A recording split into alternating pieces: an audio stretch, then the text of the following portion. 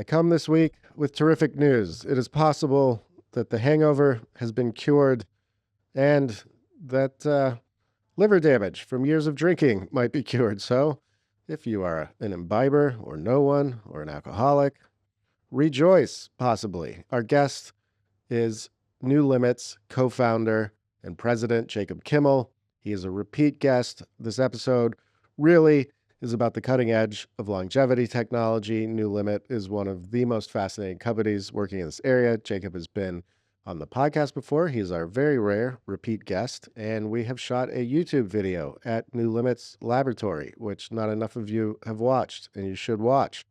NewLimit's doing just some of the most pioneering, groundbreaking work in the longevity field.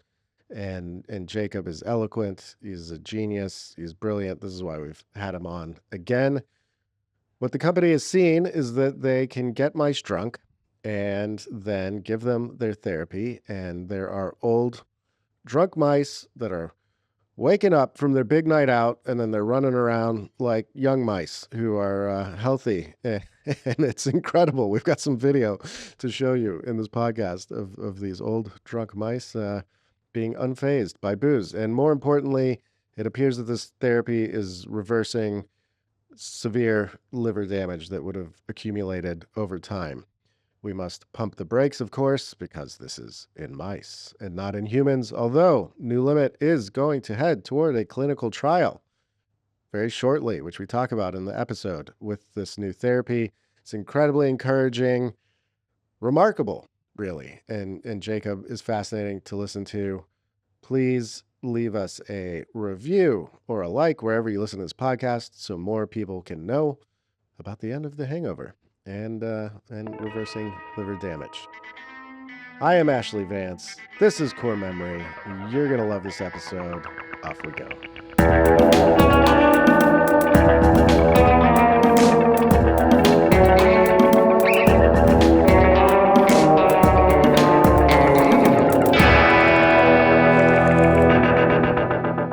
Jacob, you're a rarity. You're a repeat guest.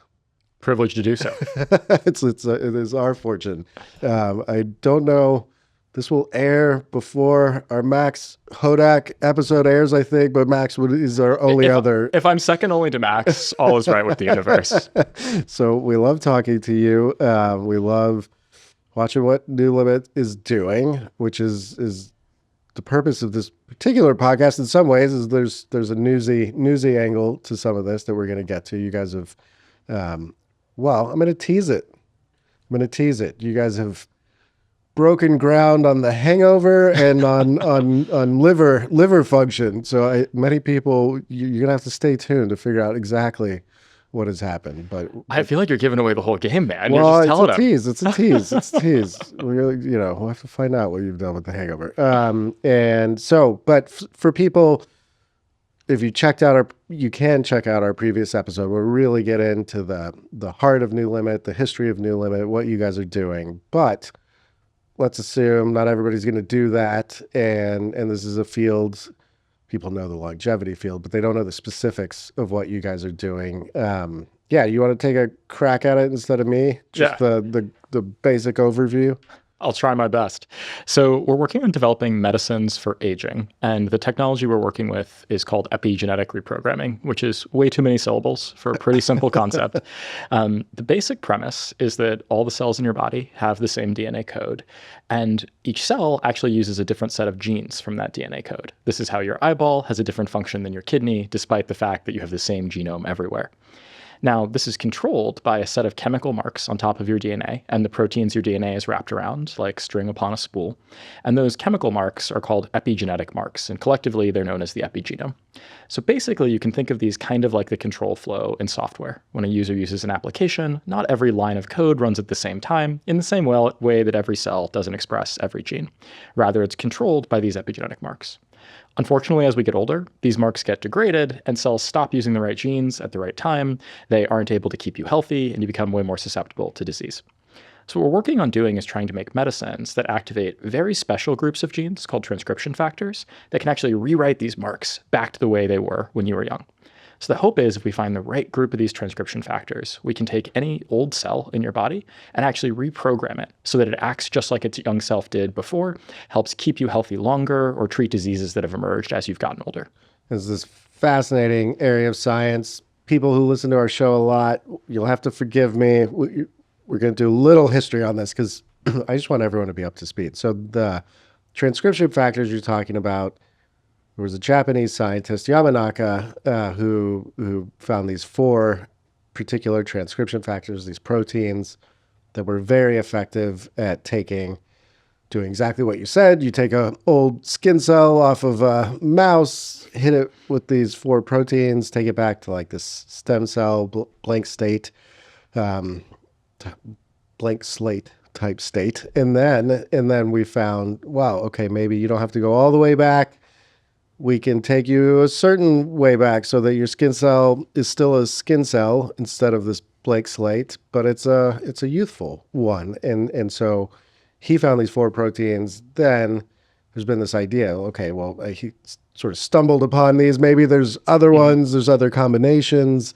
And you guys, part of what you've been doing is this big hunt to find, are there other transcription factors? And let's just go test it out in this massive AI plus wet lab experimentation to see. Yeah, absolutely. I'm going to have to bring you on as a branding consultant because you're explaining it all so wonderfully. Exactly as you said, one way I like to think about this is that Shinya Yamanaka, who won the Nobel in 2012 for this work, demonstrated you could turn on just 4 of these genes and reverse both the age and the type of any old cell at the same time. So this is an amazing scientific revelation because prior to this, no one thought it was actually possible to reverse the age of a cell. But it turns out you could take any old cell, reprogram it back to a stem cell. Then when you make new adult cells from that stem cell, they act like young ones, regardless of how old the cell was to start with. In the most extreme form, you can actually take that new young stem cell and give rise to a whole animal that has a normal lifespan. And you can run that process on a loop.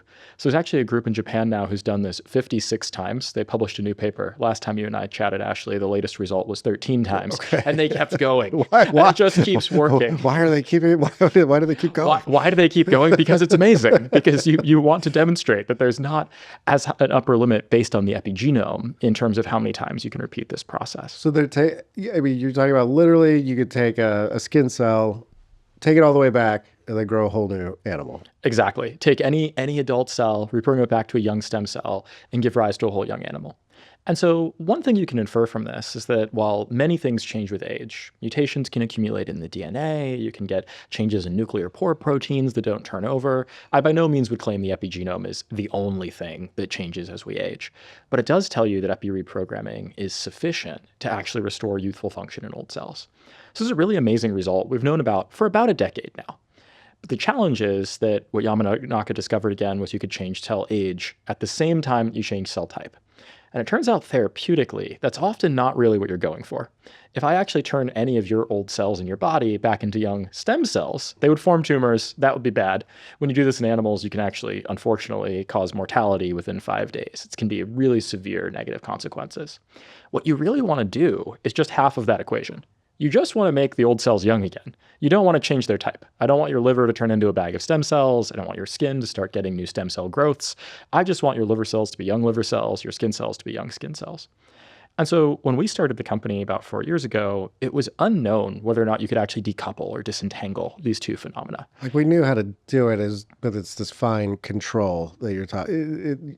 There's a line between we can do this, but then it spins out of control and creates these teratomas, this cancerous cells, and like how much can we really hold on here and guide this?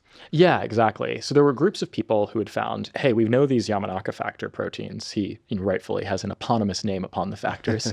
And if we dose them just right, we give just enough, we can go back to a state where we reprogram cell age and type, but then type kind of recovers. The cell remembers what type it is over time, but the changes in age might be a bit more static.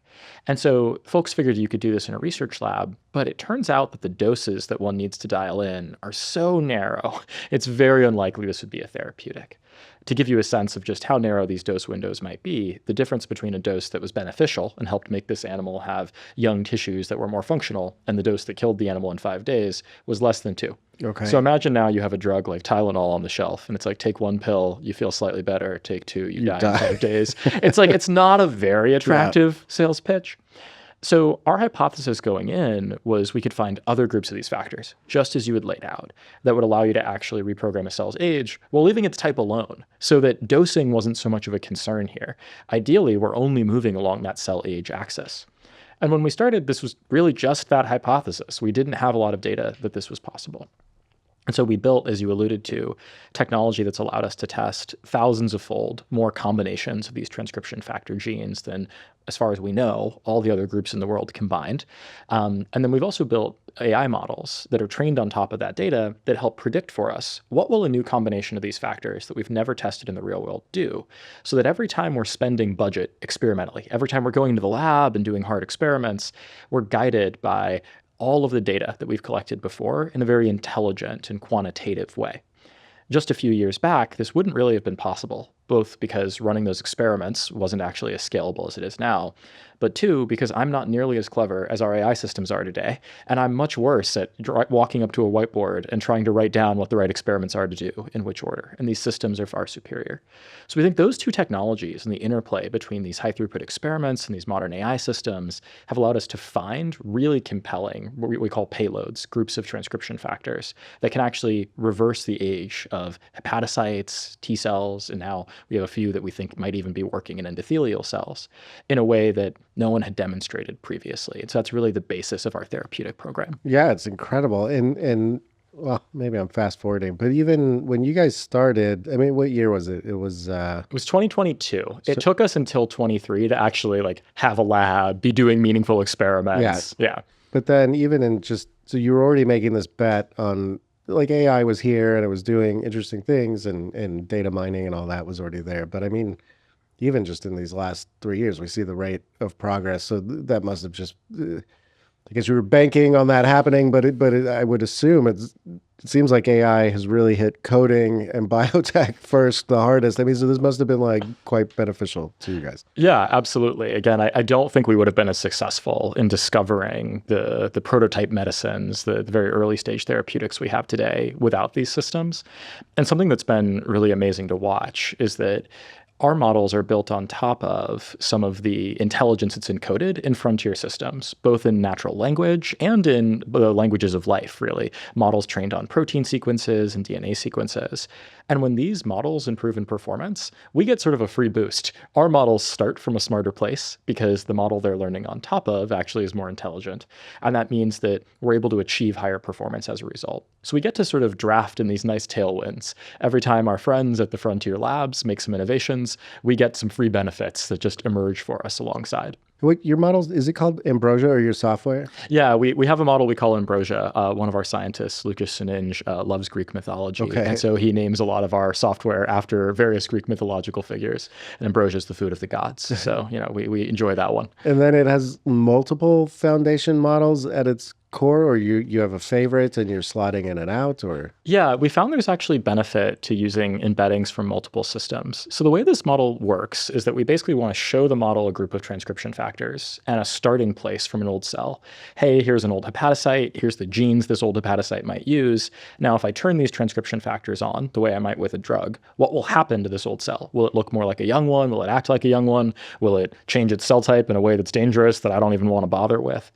And in order for that task to be achieved, we need to first represent those transcription factors in a way the model can understand, which means we basically need to turn them into some list of numbers, what in machine learning we would call an embedding, to be fanciful about it.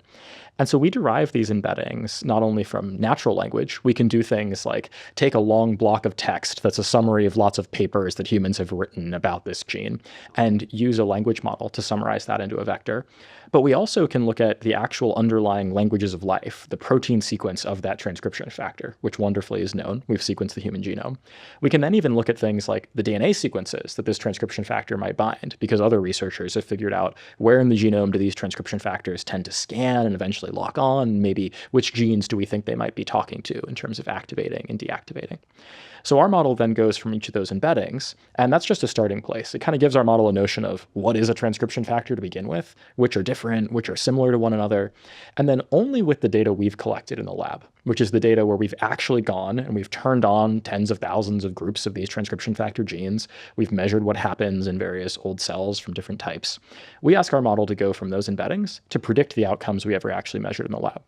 And then we can do the inverse. Once we've trained that model and it's now incredibly performant, it explains more than half of the variation in the experiments we run, we can turn it around and say, here's the cell state I want. Here's what a young hepatocyte looks like. What transcription factor sets should I put in to try and get to my goal? And so one way of framing this formally is that we're sampling from the posterior of a model once we've actually trained it. So it's the system we use today, and each of those foundation models that we use as inputs really just comes in at that very first stage. How should my model even consider which transcription factors are similar and which are very different? Okay. All right. What do we do at Core Memory? We cover innovative, fast-moving, forward-thinking companies, which is why Core Memory is sponsored by Brex, because Brex is the intelligent finance platform for many of these companies. 30,000 companies from startups to the world's largest corporations rely on Brex's technology for their finances. They've got smart corporate cards, high-yield business banking, and expense automation tools that are fantastic. I hate doing my expenses, and Brex's AIs and software run right through those expenses, figure out where we're spending money, and take care of so much stuff for you so you don't have to waste your time on it yourself. Go to brex.com/core memory to learn more and just, get with the program. Let's get going. Let's get out of this archaic finance software and move toward the future. Core Memory and Brex. You also made this video. If you want to see how this process works, we went to the NewLimit labs. We hung out with the mice, and people could actually get a very vivid visual representation of this. For some reason on YouTube, every time we do biotech videos, they don't do nearly as well. Oh, that hurts my soul. It hurts my soul too, man. It's like I don't know if the algorithm, it loves us when we're doing manufacturing and hardware. And then every time we go into biotech land, where I think we're doing some of the most interesting stories that, frankly, other people are missing, the algorithm is rejecting us for the moment. But we'll have to talk to our YouTube friends. You know who you can blame for the lack of views? Do you remember I was actually your gaffer? When you came by, I had to... Yes. My fault. Okay, so there's a million directions we could go. One thing I was going to call out is that the mainstream media had ignored a lot of this. This interest in transcription factors is enormous. You guys are doing work here. Altos Labs, which allegedly has $3 billion or so in funding, is supposed to be doing work in somewhere in this realm, although they're a bit secretive. We don't know, maybe but I don't know all the ins and outs of what they're approaching. And then Retro Bio, which we've written about and filmed with, they've been in the space, and then some others. But lots of interest here in Japan, where Yamanaka is from. It's, obviously kind of home field. They're deeply interested in this area. And then there's myriad startups dabbling in all kinds of very specific areas here. And then finally, it was last week, I think. Well, it depends when this comes out. This month, the New York Times did a giant story that they seem to have gotten some access to Altos, and for the first time, at least, we're hitting on some of these topics. Yeah, so it's bubbling up. It's finally finding its way to the frontier. One way I often think about this is my career has kind of straddled research in machine learning and research in molecular biology. And I remember in 2012 through roughly 2014, people talk about the AlexNet moment in ML, when it was very clear that deep learning systems were going to outperform certain types of classical machine learning systems. And when I say it was very clear for like the nerds hanging out at NeurIPS, and it did used to only be nerds. Yeah. The parties were not that good. But it still hadn't actually percolated out into the broader ecosystem. I don't think many people in the general population would have seen the very inklings of modern AI systems in some of these early cat classifiers that people were training at the time. And I think epigenetic reprogramming, in terms of its legibility, how easy it is for someone to understand who's outside biotech, outside the field, is kind of at that AlexNet stage. It's clear to people inside the field who spend time on this science that it's one of the most interesting opportunities we have in biology and in healthcare more broadly. But it's still pretty technical. And I think we're still doing the work of telling our own story in the right way that can make it accessible to a broader group of people. But my genuine belief is that if we zoom forward into the future, once we have products that are actually out in the world, the same way that ChatGPT brought deep learning systems to the broader population, once there's a medicine that provides benefit for most people over a certain age in their daily lives, you'll have the same amount of attention going to this science that you currently do to artificial intelligence systems. Yeah. Well, and yes, I mean, the fundamentals of this are miraculous in already what we've seen, and then the potential is extraordinary. But I think you're exactly right, which is there's also skepticism even among my friends in the longevity field who say, look, you can do these interesting things, but it's always going to be too hard to control this. It's going to be, and maybe we'll address this somewhat when we get to the newsier bit of the show, but this idea that you start reprogramming things and then it has this weird effect on your body as well, and exactly how all these systems work together. I get so into this topic that it seems like maybe the most interesting thing, and then I do have friends who are skeptical, and they always kind of gives me just a little bit of caution. Yeah, because they're smart people. Yeah, totally. I think especially in therapeutics, we all need to be honest with ourselves that most medicines we put into patients don't work. And so you could be correct 90% of the time if you guess for any arbitrary drug that it won't work, even if you don't look at it first. And so I do think the skepticism is warranted in this domain. And I think hopefully what we can contribute to this field is that I think currently a lot of the skepticism is based on some of these early research results, where what folks are trying to do is take this really foundational discovery Yamanaka had made in a pretty different context, trying to create stem cells on a plastic dish with these 4 factors and translate that into a medicine where there are very real limitations. And I think we're on the frontier, as far as we know, of actually demonstrating that this technology is broader than just that one combination of genes that was discovered in that one lab in that one experiment. That actually this more general idea that you could probably reprogram the epigenome in any given cell type back to a more youthful state in a way that would be beneficial is possible, and that you can actually find those groups of transcription factors. And our hope would be that once we've demonstrated enough of these discoveries and we've gotten further along in the therapeutic process, when we can show folks results that are not just in our lab, but in humans out in the real world, that we'll have the data we need to start to dissolve some of that skepticism in a real way. No, I'm sure. Okay, well, let's go into the news then, just a little bit, and then we'll come back to some big picture questions around all this. But maybe this will help people have something to hang on to. One part of this is money. You guys you did a funding round last year, and then some other people gave you some more money after that because they were excited. And then now, I mean, do you want to tell us what's going on? Sure, more than happy to. I love that you get right to the meat of things. Tell me about your money. tell us about our money. We are very grateful to be partnering with a number of wonderful investment partners. In 2025, we had the privilege to do a Series B round. Actually, it's probably shortly after the last time you and I had a chance to chat. That was led by Kleiner Perkins, as well as a number of other really amazing folks. And following that, we raised a convertible note. In total, that was about $175 million in capital. And so with that capital, we actually were in a position to carry forward one medicine into clinical trials. And so we would have been in a position to demonstrate what we think of as the first real, tractable, scalable reprogramming medicine in humans. It was a really privileged position to be in.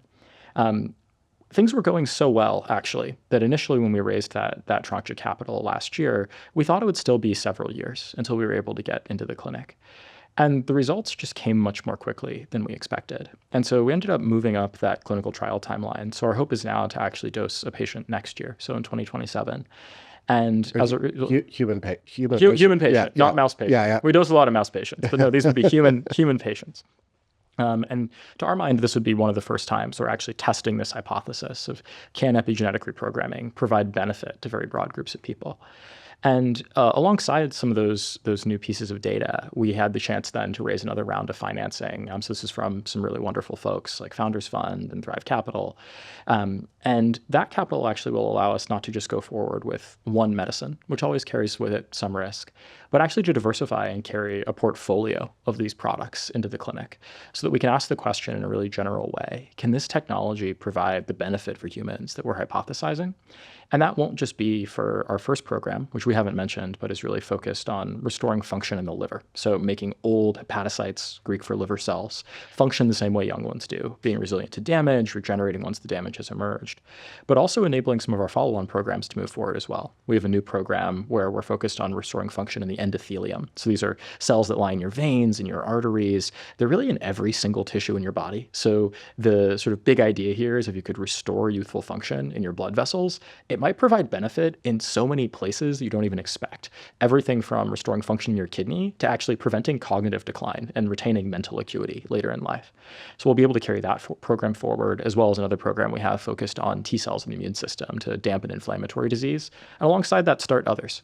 So I think we feel really grateful to be in a position where we can test these hypotheses at a scale that's sufficient to give us really definitive answers. And based on the data we've seen thus far, we feel very optimistic those answers will be positive. And so this next batch of money, how much was it again? So it's $435 million on top of what we raised last year. $435 million on top of what you raised. Yeah. Okay.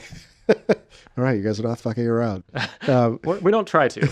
We try to only do things that are serious. All right, there's a lot to get into. Let's do the liver program for a minute. So since I've been coming by your office, well, not the very first time, but I think the more recent times you've been. The second time you came by, we were doing livers. The first time it was just blood. Right. Yeah. So this one was jumping out as for some reason this hit first, or this just grabbed your attention first that the liver was working.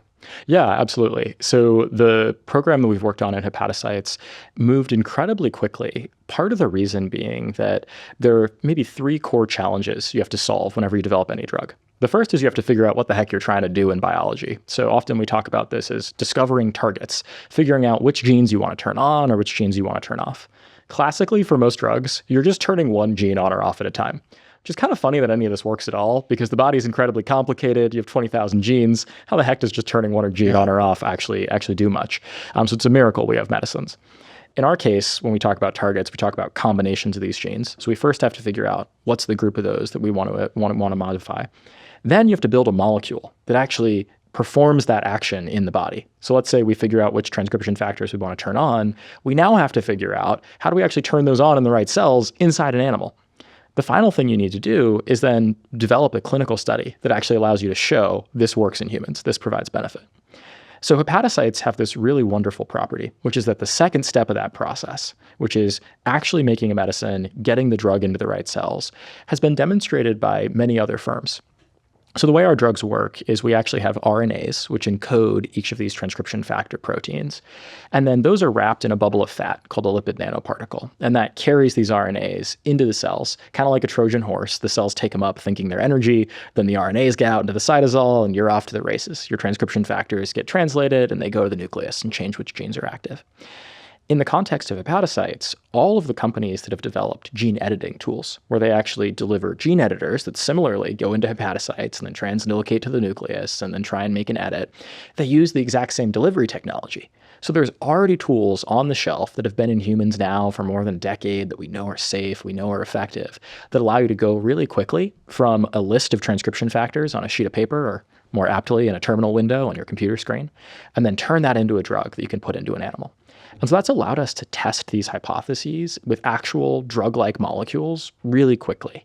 And so one of those hypotheses that we actually discovered in just one of our first screens ended up yielding what is now our most advanced asset that we found is able to restore youthful resilience in hepatocytes, make them more resilient to damage from things like high-fat diets or alcohol, and also allow them to regenerate that damage once it's happened. There's also some ancillary benefits we've discovered where, for instance, you can actually modify identify pretty broad behaviors that are related to liver health.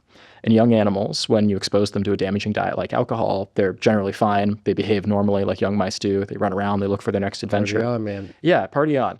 In old mice, they actually become terribly sedated. They flip on their backs. They sleep for about 8 to 12 hours at a time. Sounds right. This is all checking out. Yeah, the human data has been replicated in a few N of 1 studies. We have not heard anyone contest this thus far. And so internally, people joke this is a mouse hangover. And we actually find even that this medicine is able to prevent that hangover behavior in these animals for weeks after these animals have first been dosed. Okay, so the older mice were drunk, but they're not getting a hangover. They got alcohol, but they don't get the hangover. And so they were inebriated, but there's no ill effects. They're moving around They move around in a way. I can't quite ask them. Right. They haven't spoken English yet. That's another medicine for another day. But behaviorally, it is totally binary. They're either passed out asleep or they're running around looking for an adventure. And after we reprogram the liver to function like a young one, they're just as resilient as the young mice are, meaning that just like you or I when we were 18, we don't suffer negative effects the morning after you have a couple glasses of wine. Yeah. So we don't know if there is a little bit of a headache back there. Wait, we can't quite ask, but they seem okay. What I'll say is that the contrast between the ones that are treated and the ones that aren't treated, very obvious. You definitely want to be the guy who got the drug. And even and this is in the old ones. And then I think we could probably run it. You showed me a video. I'm sure we can run some of this. It's easier to look at it than it is for me to describe. I mean, it was very obvious. The suffering, sad, hungover mice were quite sedate. It's very funny. Yeah. To our knowledge, we're one of the first groups that's actually discovered that this phenotype even exists. Giving alcohol to animals is actually it's still a pretty rare field of study. The disease we're trying to model in this case is alcohol-related liver disease, which is the #1 cause of death from liver disease in the U.S. It's 30,000 deaths a year. About 2% of the U.S. population has some version of this disease. It's a really terrible burden. There aren't any treatments, so when people get diagnosed and they're severe, it's often a death sentence. So it's as bad as having certain types of cancers. And despite this, not many people actually study it. If you actually go and look at the literature, the weight of inquiry around what causes this disease and how we might treat it is far smaller than in many even subdomains of oncology.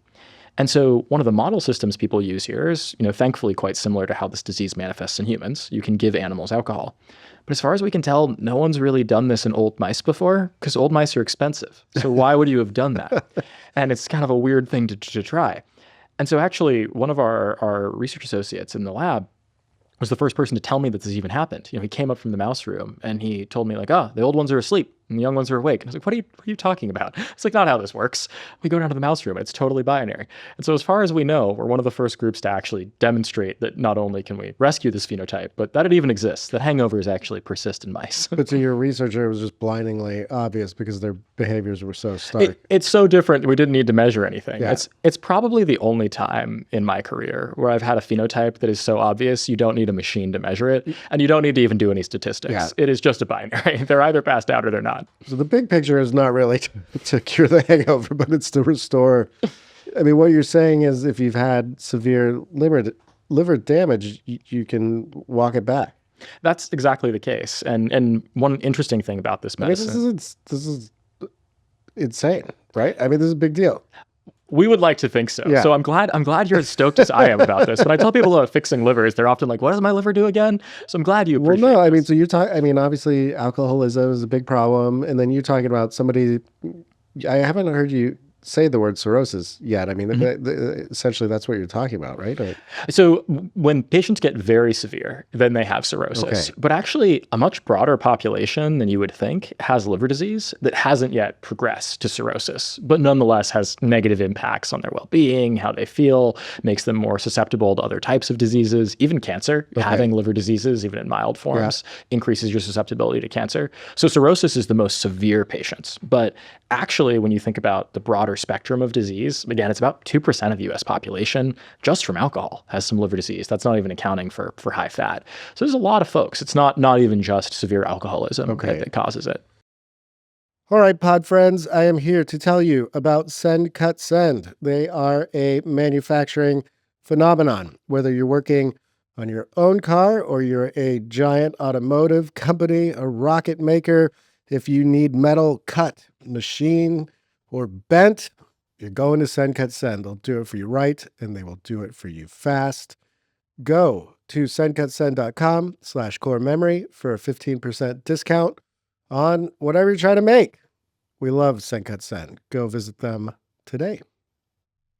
So if you're trying to measure this lasting effect of alcohol, so you would have to give the mice alcohol for quite a while, right? I mean, to replicate an old mouse that's been drinking for like not just for one day, not just like binging for one moment. The model system we use, we've adapted from the NIH. They have a center actually on alcohol abuse. And so this model is known as the NIAAA model for that reason.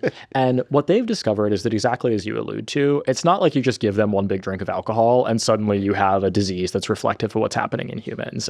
The mice are actually incredibly resilient to alcohol. So I'll tell you now what that model's like and why it has to be so severe. So we actually give them alcohol for 11 days in total. And for that period, alcohol is their only calorie source. And so imagine that, you're a collegiate version of yourself, and the only source of calories you have is something a little bit stronger than beer for about a week and a half.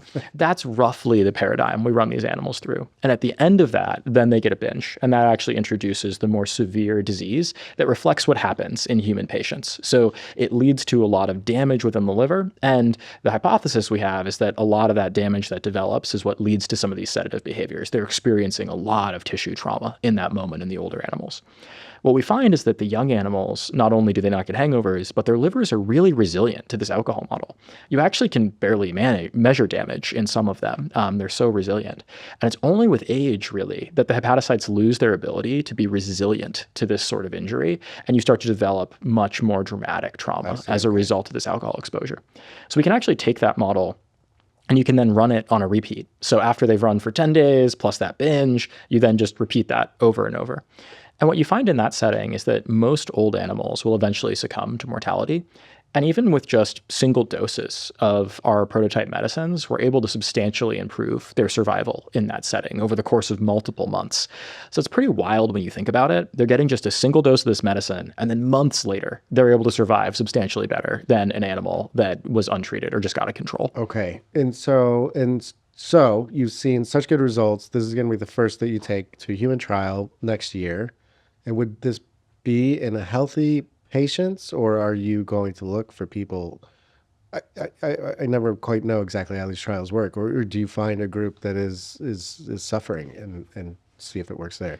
Yeah, so typically what you would do for a phase 1 is you want to start in a patient population that's at low risk, because by the Hippocratic Oath, the first thing you want to do is no harm. Yeah. And so there are cases where you could imagine going straight into the sickest patients and trying to help them.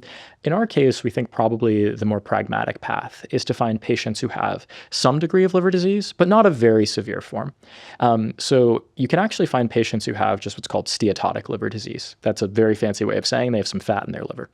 Turns out about 40% of the population has some fat in their liver. So when we talk about this disease, the people who might be eligible for such a trial actually could be, 1 in 3 people that you pick out on the street. It's not a super acute population. Are you going to start in Australia? We probably will do the first trial in higher Australia. than 1 in 3, buddy. Okay, as the Aussie in this group, or at least the Texan turned Aussie, you're allowed to say this. I'm half Aussie. Everyone relax. That's allowed. It's point of pride. So we'll be doing it in Australia. And so the first patients, they'll have some degree of liver disease, but they won't be very severe. And the reason that population, I think, is optimal is not only do we have a chance to provide some benefit to those patients, but because they've got a bit of liver disease, in addition to showing that the medicine is safe, you also get a little bit of signal as to whether or not it's actually efficacious. And so that's the current path forward. Of course, these things might change. Nothing is written in stone at this point, but we think that's the modal expectation of how we'll start to get some of the first data in humans, not only about how this drug works, but to our mind, how reprogramming might be able to provide benefit in humans in general. Okay. And then I know you're always judicious about what you're claiming, and then I know you have to be when you're starting into a clinical trial extra, but I just want to make sure I'm calibrating what you're saying. I mean, based on what you have seen in mice, is your expectation... Yeah, I mean, so what are you thinking? I mean, say you get into human, things are going well. I'm trying to calibrate whether you're talking about like a little you're dialing things back on a damaged liver a bit, or are we talking about, okay, all of this damage is erased and I'm back at like 18-year-old and I haven't been drinking liver? Certainly our hope would be the latter. Yeah. As you alluded to, I try to be judicious. I want to make sure I'm not overstating. In the animals, the results we see are really compelling. And so I think we are very excited about the product. We wouldn't be moving it forward if we weren't. So that seems kind of obvious. And in addition to just the mice, we actually discovered this particular group of transcription factors in mice that have human livers. So they're humanized liver animals. Oh, that's right. It's about as that we did that. Yes. Yeah, we chatted about this last time, but it's about as close as you can probably get to testing this in a human liver without actually going into a human. So I don't want to claim it's perfect, but it's probably about as close as you can get. So we have a lot of reasons to be optimistic. That said, I want to be moderated about what we claim. The hope would be that we have really dramatic effects. I think even if we're able to reset the liver back to, let's say, an 18-year-old liver, it probably doesn't immediately reverse all pathology. Even 18-year-olds sometimes have sick livers if they eat really high-fat diets, as an example.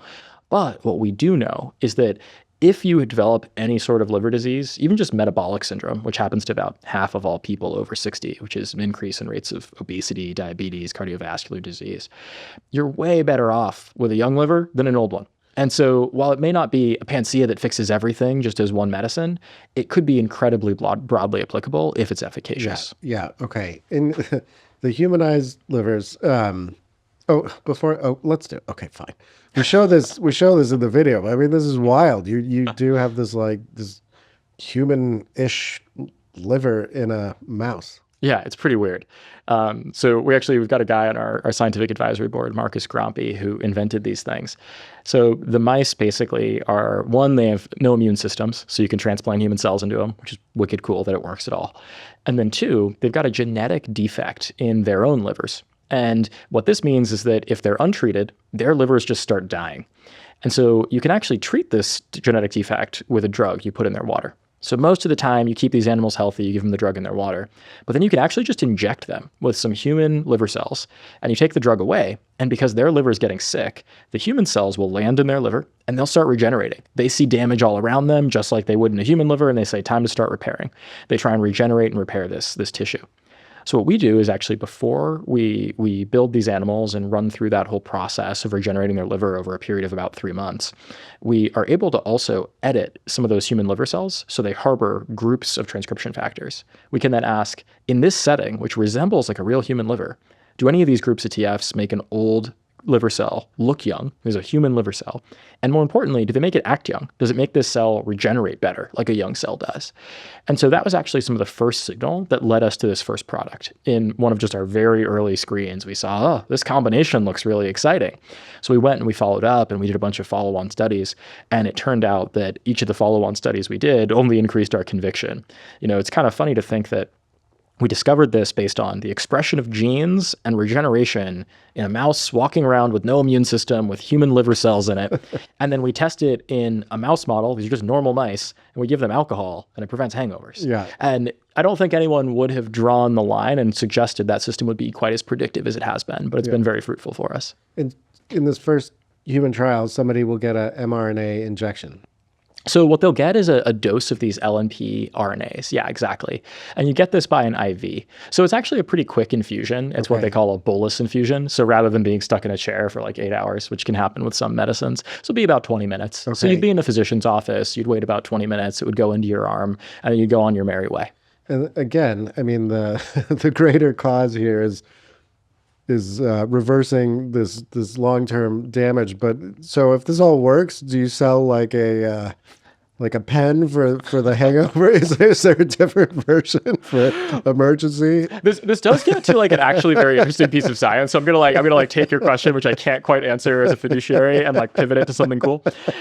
So right now the drug is actually being administered through IVs, and that's how everyone's done these LNP RNA drugs. But obviously IVs, while they're very tolerable for patients who have liver diseases, they're not the ideal form. You could still commercialize a medicine. Lots of medicines do this, but all of us would rather that the eventual form of the medicine is kind of like Ozempic today. You've got a pen in your fridge and like you do it at home. Yeah. It's like not a big deal. And so there's some really exciting science going on that's actually helping make lipid nanoparticles with RNAs administrable through sub-Q dosing. Sub-Q just means subcutaneous. So that's exactly how Ozempic and the other GLP-1s are administered.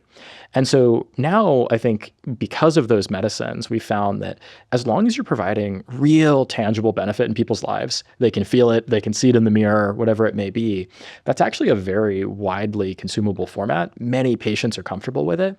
And so our hope would be in the long arc, we're able to actually move our medicines to that same format too. That science is early today, but I think in a few years, you're going to start to see more and more medicines like this type of LNP RNA go to that sub-Q format. So eventually the short answer is yes, it'll be a pen, but the first version will be more an IV. Well, and I was being a little flip, but I did mean this quite seriously. I mean, to reverse the longer term damage, you would have to have this therapy, like every so often? So we don't know the exact timing today. That's part of what clinical trials will tell you. Based on the data we have in animals, we think this would be on something like a monthly or every couple months schedule. So hopefully convenient enough, but still, you'd rather not have to go in if you couldn't, or make it last longer if you could. Yeah, and I'm not trying to put you on the spot. I'm just very curious, but would there be just like I've had a rough night out version of this in some form? It's a longer term speculation that I can submit to at the moment. What I will say is I think we've been really inspired by some of the movements by the incretin mimetic companies. So these are companies making GLP-1s like Eli Lilly and Novo Nordisk, where they've shown now that you can actually sell medicines like this that provide real benefit to patients direct to consumer. So, Eli Lilly now, you can go on their website to Lilly Direct, and you can buy tirzepatide, which is their current best generation weight loss drug, straight off the website, the same way you would a pair of Nike shoes. That has never been how our therapeutics industry has worked. It's been horrible. Imagine if to get your iPhone, you first had to go to like an iPhone approval agency, and they you made you wait in an office. It smelled kind of weird, and you read like a 2-year-old National Geographic, and then you talk to some guy for 30 seconds who doesn't want to see you. And then eventually he gives you this piece of paper which says you buy an iPhone, then you go to like another store and you wait in another line, and you finally get an iPhone at the end. And yet people do this because medicines are such amazing technologies. They provide some of the most dramatic benefits in our lives, I'd argue far and away above some of the consumer technologies we use. And I think we're really inspired by this notion that we might get to a world where medicines like ours could be available to consumers directly, where because consumers see that benefit, they can move around that traditional system and actually get access to the product in a way that's a much more direct relationship. Yeah, no, we've been covering this a bit on the podcast, and in our writings, we're at a very interesting time with all this stuff, both encouraging, and there's a little freewheeling out there on the peptide gray market. There are certainly some things from Temu that you can buy that I personally wouldn't inject. At least mass spec at first is my suspicion. Yeah. Yes. Okay. In this liver therapy, how many transcription factors, how many proteins is it? So we haven't disclosed that yet. What I can say is that, and we certainly haven't disclosed what the names are. Well, I can say is that all of the payloads that we've disclosed publicly are somewhere between 1 and 10. So I should think it's a countable number. You could list off the number of genes here. It's not 100 different genes at the same time. I didn't realize this. I thought everyone was thinking 4 might be the max number, and then it would be 4 and under. But so you guys have seen stuff in your universe where we're getting up above 4 and interesting things are happening. You can definitely find interesting effects from larger groups of transcription factors. And there's actually decent evidence for this even in the public domain. So when we think about development, like how does each cell type in your body decide what cell type to be? Often it's pretty large groups of TFs. It's, 5, 6, 7 that might be required to specify one type of cell versus another. So we sort of have pretty good evidence at the scale of hundreds of cell types. You might need bigger combos. And then likewise, we found that, for instance, if you take Yamanaka's original 4, you can add on a couple more transcription factors and even get better efficiency. So I think we know that you can have really dramatic effects with as few as 1, and you can start to get more and more interesting effects as you get larger and larger combinations over time. And will you guys reveal this at some point in like a patent? Would somebody be able to reverse engineer what you've done at some point? So I think when we go into the clinic, we will have IP that becomes public, and individuals will know which genes we are drugging. What they will not be able to do, because of how we've filed some of that intellectual property, is try and really quickly reverse engineer that and make a copycat. So it turns out in transcription factors, they have very important regions of the genes that are necessary to bind the right pieces of DNA. And we've demonstrated and built the various versions of these sequences that are necessary in order to get really strong IP moats around these different groups of transcription factors. So that gives you what's called a composition of matter. And then you also get a method of use. If you're the first person to discover that drugging gene X helps solve disease Y, I think one of the beautiful things about American capitalism is our patent office will say, that's a really important thing for humanity to know, and you can get a patent on it. And so we'll have intellectual property that makes it difficult for anybody to just copy. But by the time it goes into humans, yes, those patients will know what's going into them. They're not going to be asked to sign a mystery bag of who knows what that goes into their arm.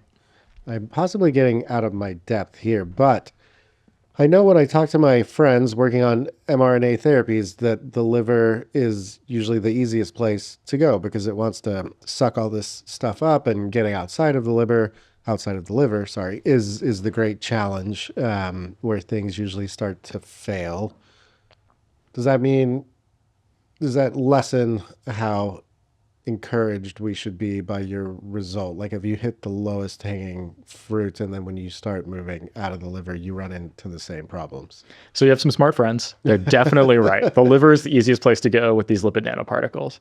And the reason for that's pretty easy to understand. The liver is where a lot of fats go in your body to be processed as energy. So it's kind of like the whole organ's built to suck fat out of your blood. So to the degree you're using that as your delivery vehicle, that's where it'll go. Of course, I am obligated to say that no, we should not be less stoked about making livers young and curing hangovers because it might be harder later on. Still a win. Thanks, Ashlee. Give me that one. It's still a win. What I will say is that we've been really impressed by how the field has progressed on delivery to other cell types. So you're totally right. If you just pick a random cell type in the human body today, it's going to be pretty tricky to deliver because there are hundreds of cell types and only a half dozen or so where we can deliver well. That said, those cell types where we can deliver well still control really important aspects of biology. So there's now something like a dozen clinical trials going on where people direct lipid nanoparticles to T cells in your immune system. So that's one of the reasons that's another program we have active. This has been demonstrated in humans in the real world, walking around. It's not just a science fair experiment anymore. We also have this new program in the endothelium that I mentioned earlier.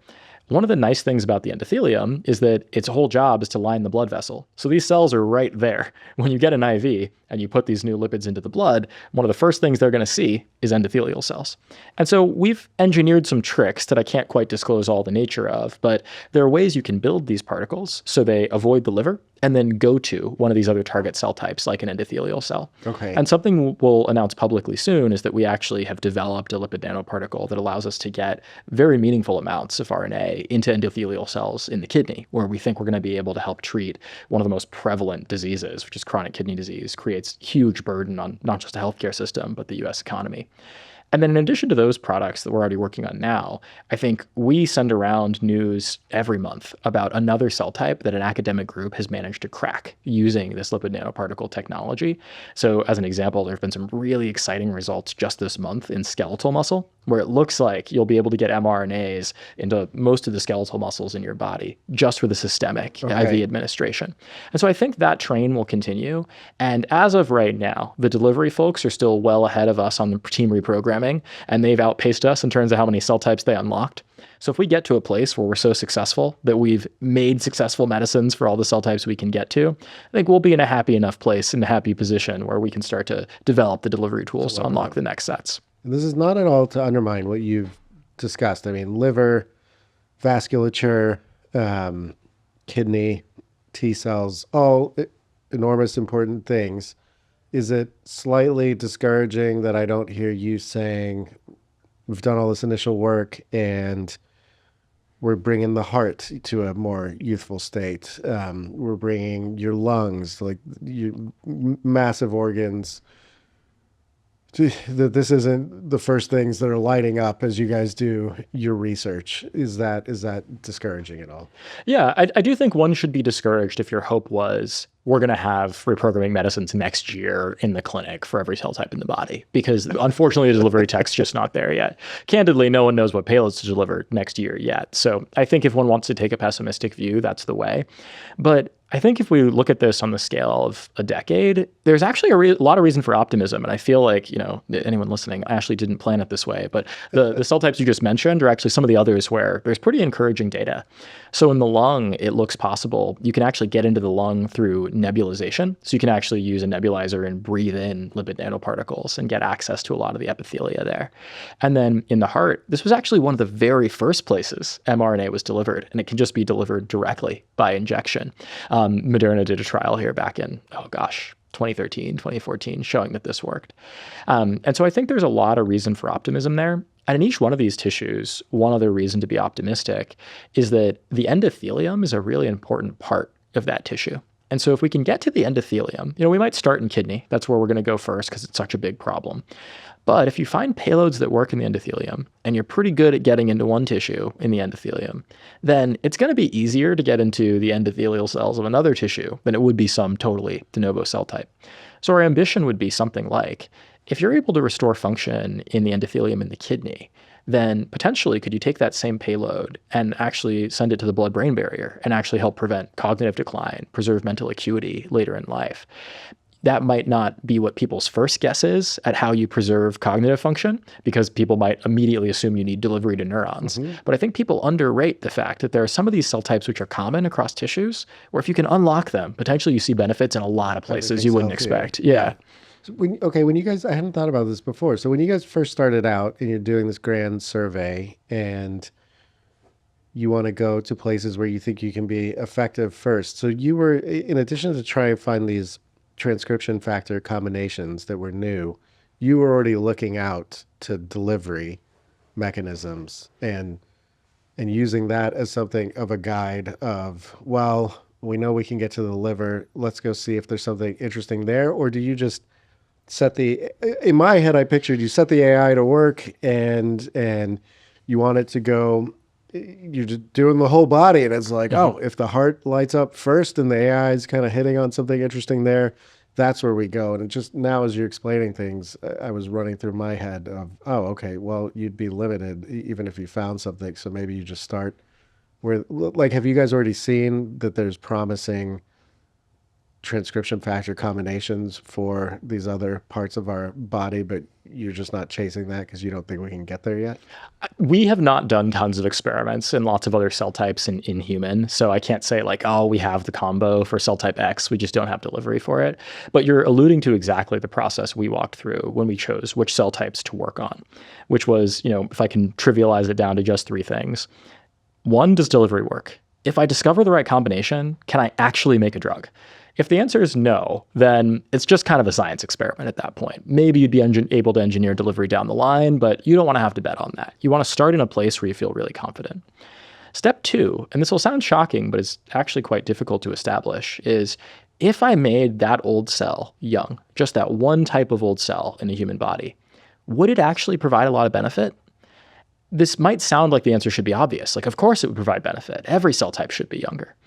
But you never know. If I have a broken chain and I just fix one link, does that actually make the patient better off?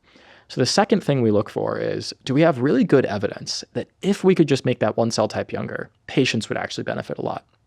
To give you one example of what that looks like, in the liver, we actually have this natural experiment that's occurred where humans get liver transplants all the time.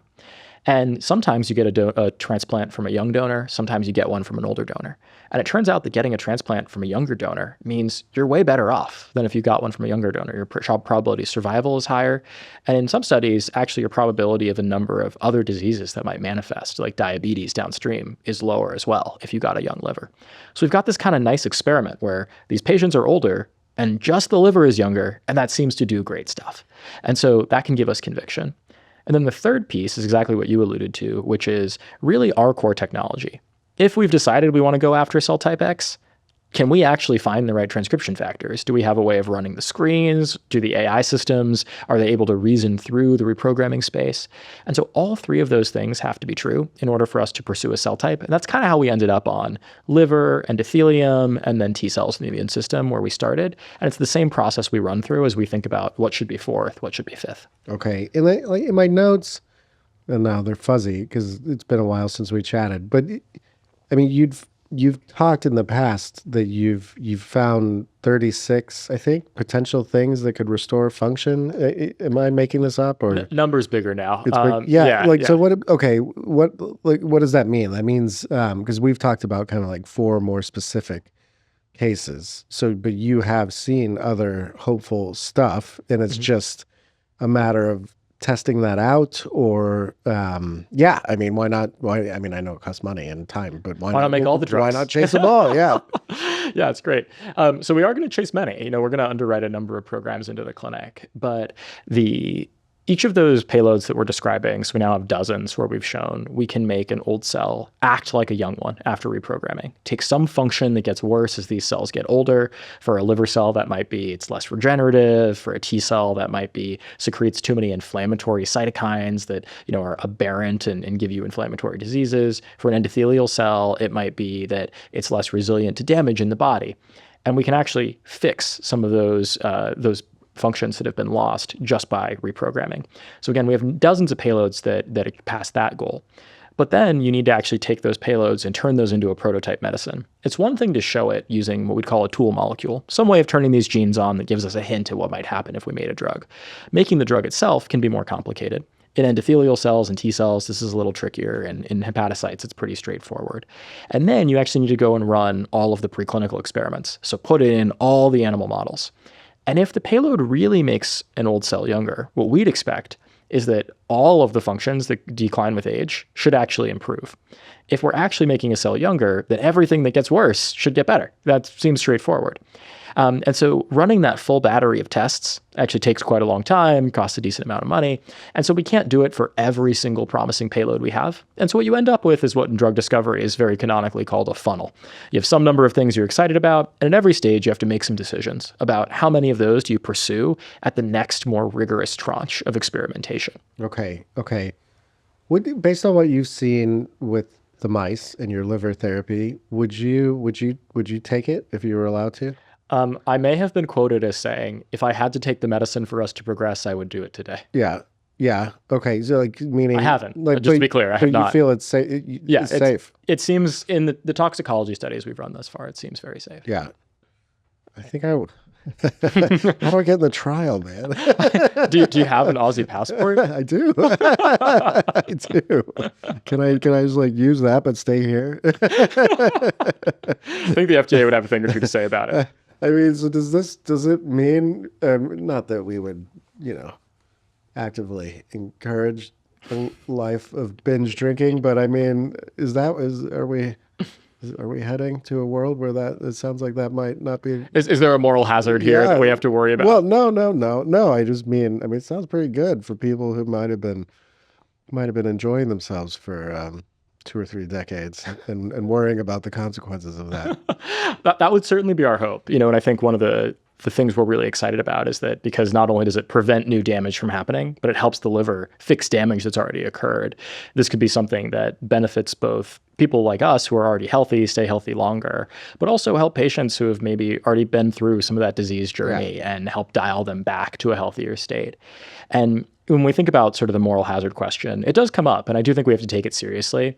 The way I've thought about this is very similar to, again, being inspired by the incretin-mimetics like Ozempic. A lot of questions came up around that time as well of, are we encouraging people to eat poorly? Are we making it easy for people to sort of navigate around their own poor decisions?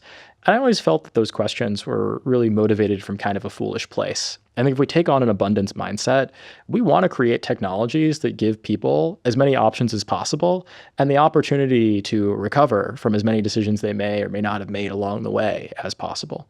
And so our hope is that by providing a medicine like this, you're giving patients the ability to make the decision for themselves about how they want to live and to be able to come back from maybe some disease that's already developed. And so I think we don't spend a ton of time worrying about how should we engineer other people's behavior, more thinking about how do we give people the choices they need to stay healthy longer, and how do we help patients who maybe don't have any options today get an option to be healthy again. Well, I've lived. I'm excited for you guys to work on. I hope this trial goes well. So do I, actually. I'm encouraged. And okay, I've got one more question, that I'm going to go broader with you after that. And you addressed this a little bit earlier, but some of the critiques I think that people have voiced to me about transcription factors. Actually, I have two more technical questions, and then we'll go a bit broader. Is that, and again, you did flick at this a bit earlier, but there are so many cell types. Even if you're talking about neurons, you're going to have multiple types of hundreds of types of neurons. Yeah, and that this is the trick with transcription factors, is that there's just too much fiddling to do across all these different cell types to get to somewhere super meaningful in something like the brain or the heart. Yeah, I think for each one of those cases, you could tell a different story. But the way I would frame this is that something super meaningful is a very subjective question. I personally think that the GLP-1s are super meaningful. We've helped millions of people live way better lives than they would have otherwise. The best health economics suggests that the median American gets a couple extra healthy years of life as a result of these medicines. And so to me, that is a tremendous, tremendous success. And, the markets seem to agree. They ascribe about $1 trillion in market cap to just that class of products. And so I think when people come at epigenetic reprogramming and they argue that, it'll just never be meaningful enough, I think they're often baselining to something non-existent. They're thinking well, unless this drug immediately lets me live forever, it's not worthwhile. We shouldn't even work on this. We should just keep grasping at the ether and try and find some panacea medication. I really don't think that's the way progress in any technology domain has ever come about. Really, I think what happens is that you develop early versions of something and you iterate. And so if the first versions of our medicines can give patients additional healthy years of life, even just a few in the first versions, imagine if I could offer you 3 extra healthy years of life with your family. What's that worth to you? It's probably worth more than everything else you have. And on the last day of your life, if I could offer you 3 more years of life with your family, it's probably worth literally everything you have access to in order to get that. And so I think when you run the mental experiment that way, you come to realize that even just reprogramming a few cell types is one of the most amazing opportunities we have in healthcare. And then I think this can be an infinite game, where, as you alluded to, there's hundreds of types of cells just in the brain, hundreds throughout the body as well. That if each one of these medicines could have such impact, we get to a place where we could provide potentially decades of healthy life with this technology. Maybe, yes, it's true that seeing our way to infinite time horizons just with the tools we have in hand right now is hard. But I think that infinite time horizons really aren't on the table through any other technology. And this is our very best bet to have truly a transformative outcome. If we were able to achieve that, adding extra decades of healthy life, it would be as big of a transformation as the advent of antibiotics or hand washing, germ theory, be as big of a change in medicine as anything that had ever occurred. And so to me, I think that subjective pessimism really comes from a place of, are you baselining to reality or to science fiction? And I think if you baseline on reality, it's hard not to be stoked. No, that's very well said. I might embarrass myself again here. When I remember it was earlier this year in Japan, I think they've okayed a therapy for Parkinson's based on induced pluripotent stem cells, which is a form of what we've been talking about when you take the cell all the way back to its stem cellish state. And then I can't remember if they're giving them neurons based off those iPSCs. You're nodding yes, that's what's happening. And then I had my doctor friends shit all over what these people did and tell me this just does not work at all. And I see other iPSC based stuff for the spine startups going all these other places. So okay, yeah. And compared to what you guys are doing, so what if they, in the Parkinson's case, they've done what? They've taken it all the way back, then they've made a neuron, and they're putting this neuron in your brain and tissue's already damaged, but this is helping hopefully create kind of new connections and new pathways by putting these revived neurons in your brain. Did they have to do the same sort of work, or they're just using like the Yamanaka factors we already know about to make those? So I believe they made the iPSCs just based on the Yamanaka factors. And then the real science in a lot of these iPSC, or more generally pluripotent stem cell derived products, is not how do I make the iPSC. Yamanaka did a pretty good job and kind of solved that. It's more how do I make these other cell types from iPSCs. If you think about how they form in the body, these cells all get made in this crazy complex developmental process. They're formed in an embryo, then that embryo turns into the beginnings of a body, and they've got all these other cells around sending them just the right signals at just the right times. And then you think about trying to make these in a lab, and you have none of that. You've got some cells growing on a plastic dish that is something like several orders of magnitude harder than any substance they're ever going to encounter in a body. And you have to try and recreate all of the same signals that evolution discovered during took place upon development over the course of billions of years. And you have to do that on top of plastic. It is amazing any of this stuff works at all. Right, It's just so hard. And so they have found ways to make neurons that are maybe similar to dopaminergic neurons in Parkinson's, but without having read through the exact details of the protocol they used in this paper, or this particular trial, sorry. It's very challenging to get cells that are exactly as mature as those that actually arise in an adult brain. And so the cells they have might be dopamine neuron-like, but maybe not quite dopamine neurons. And then they've got this other crazy challenge, which, as you alluded to, is these are cells you're growing ex vivo in a dish, and then you're transplanting them into the brain, you're shooting them in through a needle. So they've got to survive all that. Then they have to land in your brain. And then once they land, they have to like find a place to lock on, hunker down, survive. And then they have to figure out where to wire their axons. Who am I supposed to be talking to in this brain? Which cells do I take signals from? Who do I send signals to? All of this is very complex, and it's very distinct from the way the brain naturally develops. So evolution doesn't give you any clear guarantees. There's no guarantee that if I just put a neuron in some random place in your brain, it's going to wire and fire the right way. And so I applaud folks trying to make an effort of many of these types of transplantations. There have been folks going back to deriving some of these cells from more classical embryonic stem cells, doing trials like this in the 90s. And I think there have been hints of signal in some cases, but I would agree with the general sentiment that it doesn't seem to be a panacea for Parkinson's today, probably for many of these reasons. You know, the cells aren't quite the right cells, the transplant doesn't quite let the cells survive, the cells don't quite wire to the right place, and sort of the same story for the spinal cord. All the same problems apply.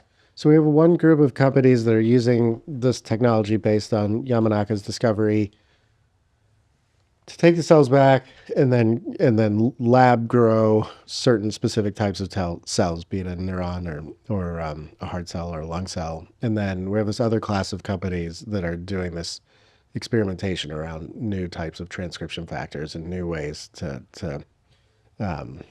reconfigure the body. And these are kind of like the two camps that have really grown out of this discovery. Yeah, there's two sort of camps. And maybe one way I'd draw the line too is there's a group of firms like those you were just discussing who are trying to do this all ex vivo. Like, let's use Yamanaka's discovery and we'll reprogram some cells in a lab. We'll make another cell type and we'll transplant it back into you.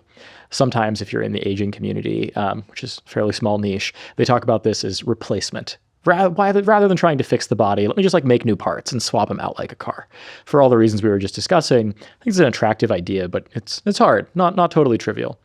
Whereas the groups like ours, what we're trying to do is build upon this discovery and fix the cells where they are to actually make medicines that you would just take and actually have your existing cells perform better. So rather than trying to do some complex surgery where we're like ripping parts of you out and swapping other parts of you in and making parts ex vivo, I'm just trying to take the cells you already have and make them work like they did 20 years ago. And so I think that's a harder, maybe not harder, it's a very difficult biological problem. You have to figure out which transcription factors to deliver. But ideally, it's actually an easier administration problem. Once you've figured out what TFs to use, it's way easier to give somebody an IV than it is to do all this complex cell therapy stuff. Okay. All right, we're going to broaden out for a second. I thought we already were. Well, we're going even broader, man. We're going broader. Okay, we're going to the moon. So I can't tell if I'm putting you in an awkward position or you're the perfect person to answer this. I mean, Eli Lilly is an investor, you guys, and so is Thrive, and Thrive is a massive investor in OpenAI. because my question is going to revolve around pharma and the foundation labs. It's all of a sudden, in some ways, I mean, Demis and DeepMind have been chasing biotech for a long time, but over the last year, we've seen just this flurry of moves. Anthropic acquired a biotech lab. OpenAI has been investing in this area. DeepMind, Google just went even, I think they just put another $2 billion into isomorphic labs, which is pursuing biotech type stuff. And so it's been this interesting moment where the foundation, the big AI companies are signaling that pharma and biotech is a huge area of interest. I mentioned earlier, it seems like either everyone's lying to me or this AI stuff is actually working quite well in the biotech area. And then you got the traditional pharma, which has the actual, well, in some cases, has the labs, has all this years of data. And I don't know if this is crazy or not. When I play this through in my head, I'm just like, oh, what's been the story of like the last 10, 20 years? It's been tech moving into other areas that were formerly dominated by different companies. I mean, tech has taken over Hollywood. They are like the major studios now. Transportation, you name it. This is what happens. Are we heading to some moment where really these foundation labs, because they have the biggest computers and the most expertise and the best talent, are like our dominant pharma players, or are the pharma people, they just have too much expertise and data and knowledge here in wet labs to be overtaken? Yeah, I think this is one of the most interesting business model stories we're going to see play out over the next 10 years. So the short answer is, I don't know. I'm gonna guess with you. And Tell so me where to put my money, man. Yeah, I'm going to guess with you and speculate. But I think it's a really interesting experiment to see happen. And I could imagine many possible futures.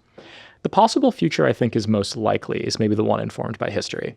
So at least within therapeutics, there was a similar moment to the one we're in now in the late 1970s with the advent of recombinant DNA technology. So historically, pharmaceutical companies were really chemistry companies. Most of them actually started as companies that made clothing dyes, believe it or not. And then one day they just started shooting clothing dyes into mice and hoping it fixed diseases. And that's actually how they found one of the first antibiotics. It was just like shooting clothing dyes into mice. And they're like, we got a bunch of dyes, let's try and make some drugs. And so they're really chemistry firms. They weren't biology companies in the way you might think of them today. And when recombinant DNA was invented, not far from where we're sitting in South San Francisco and near Stanford and then up at UCSF, that was really the origin of biotech as we know it. Companies like Genentech and Amgen and Biogen and Vertex, which are all, other than Genentech now being acquired into Roche, huge firms today, all began with that core technology that allowed them to clone genes and produce genes as drugs in a way you had never done before. That was really the last true technological shift that our industry saw. And what happened was not that the pharma companies ate the technology and then, totally subsumed it. It also wasn't that the biotechs totally replaced the pharmas. Eli Lilly still exists. Rather, what happened was that the biotechs produced a whole new class of products, and then they initially partnered with the pharmas because there were things the pharmas were still better at than the biotechs were. So it turns out clinical trials are really complicated. Running them is very hard. Manufacturing at scale is pretty complicated.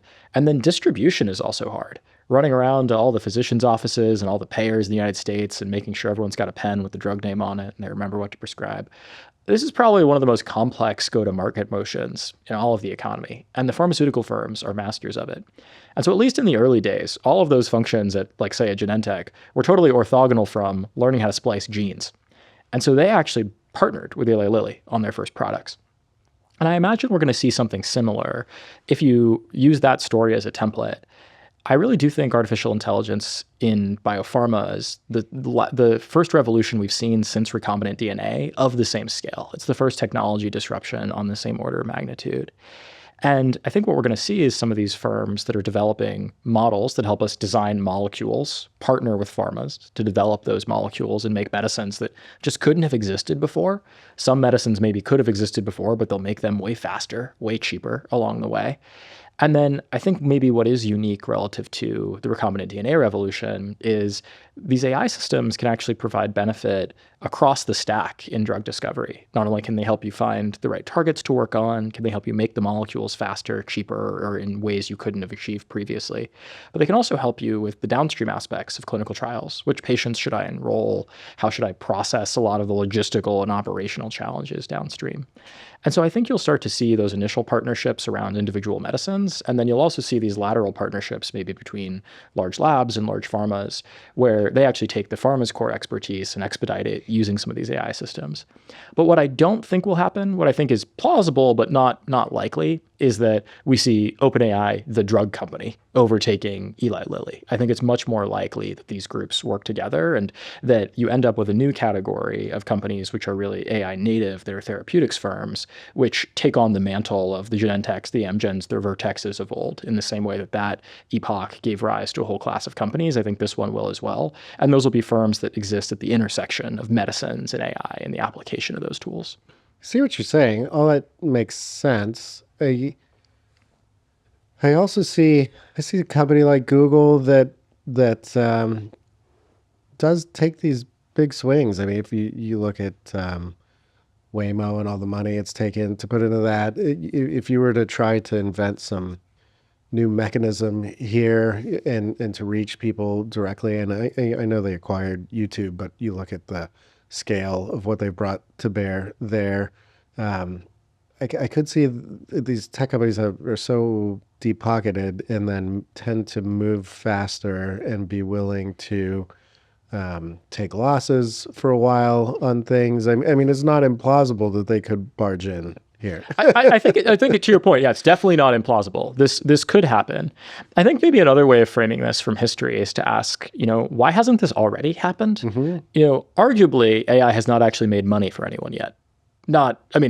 Asset appreciation, right? But until maybe very, very recently, these companies weren't cash flowing positive. Yeah. Whereas it seems like Anthropic's making a ton of money, but they're also spending a ton of money. Yeah. So again, until maybe very recently, there weren't tons of free cash flows. There have been tons of free cash flows in the broader tech ecosystem for a decade plus now, right? So why did these technology firms not move in?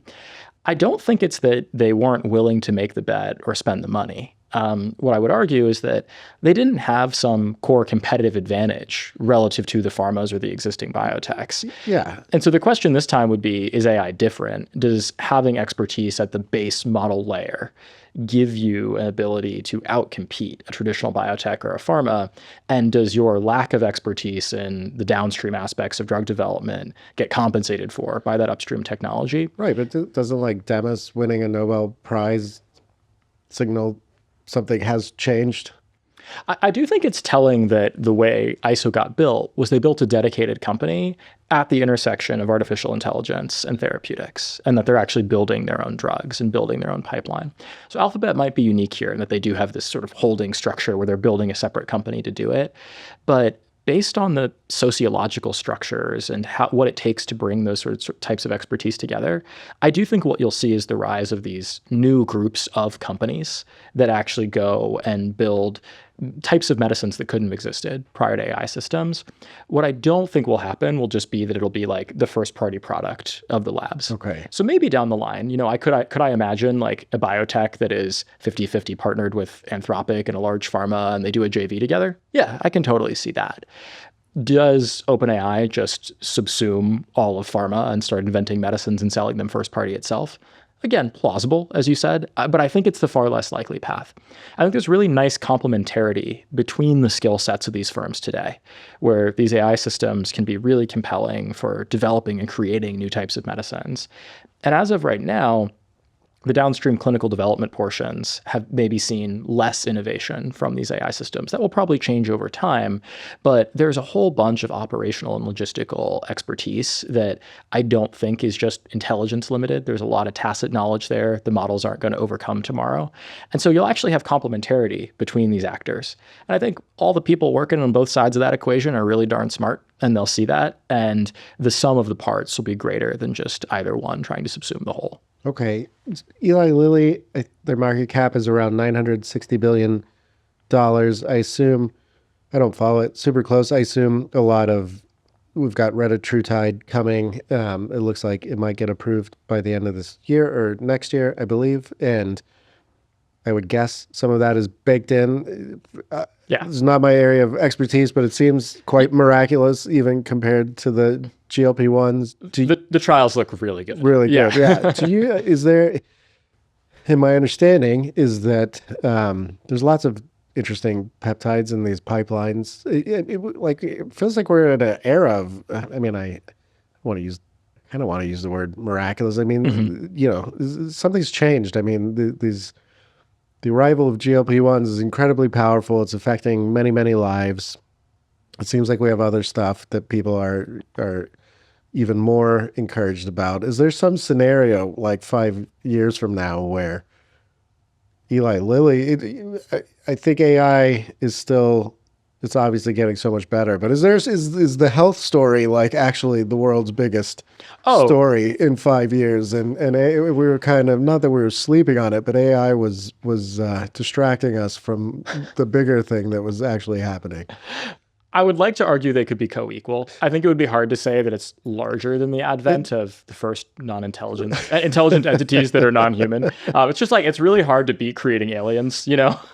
But I do think they are of equal magnitude. And I think you see that even just in the market caps reflected, as you alluded to. And I really think that the story we're going to look back on in a few years is maybe not health versus AI, but the combination of those two being bigger than a lot of the other intersections people are thinking about today. So when I see a lot of where I see a lot of attention going is the story of, you know, is AI going to demolish traditional software? Are we going to have SaaS going to zero? Where is the value going to lay in the app layer or the model layer? And I think those conversations are interesting. But when you think about the magnitude of that ecosystem, it's just much smaller than the potential value of creating new products that give people more healthy years in their lives. And so what I imagine is that we have this existence proof that really massive products are possible that add health. These are the incretin mimetics like you alluded to, various combinations of peptide agonists. And I think we're going to see several more. You know, I would hope to say that our drugs will be some of these, but I think others will develop medicines like this too, that were only possible because of AI that give you similarly large benefits. And I think we'll look back on this current moment and we'll be like, what were we talking about in terms of like SaaS stocks and what P/E we should be paying for $5 billion companies? This was just the wrong thing to be focusing on. We should have been focusing on, are we going to get +2 medicines that give us multiple healthy years of life? They're each worth $1 trillion. Like that was just clearly the story. I think that's the future I imagine we'll reflect on today, rather than one versus the other. Yeah, my question was a bit jokey, but that's the heart of what I'm talking about. I feel like even though these share prices and these pharma companies have shot up, I kind of think we might be underestimating. I keep picturing a world where like obesity and diabetes have been like, you know, if they got eliminated in the United States, and then I hear about what you guys are working on. This is a drastically different world. Oh, absolutely. I mean, I think the craziest thing that has occurred in the past 5 years, other than maybe AI, is like the average person now has an option on obesity. Yeah. Like you have an opportunity. There's a technology today that can help you in ways that were not accessible to you just a few years back.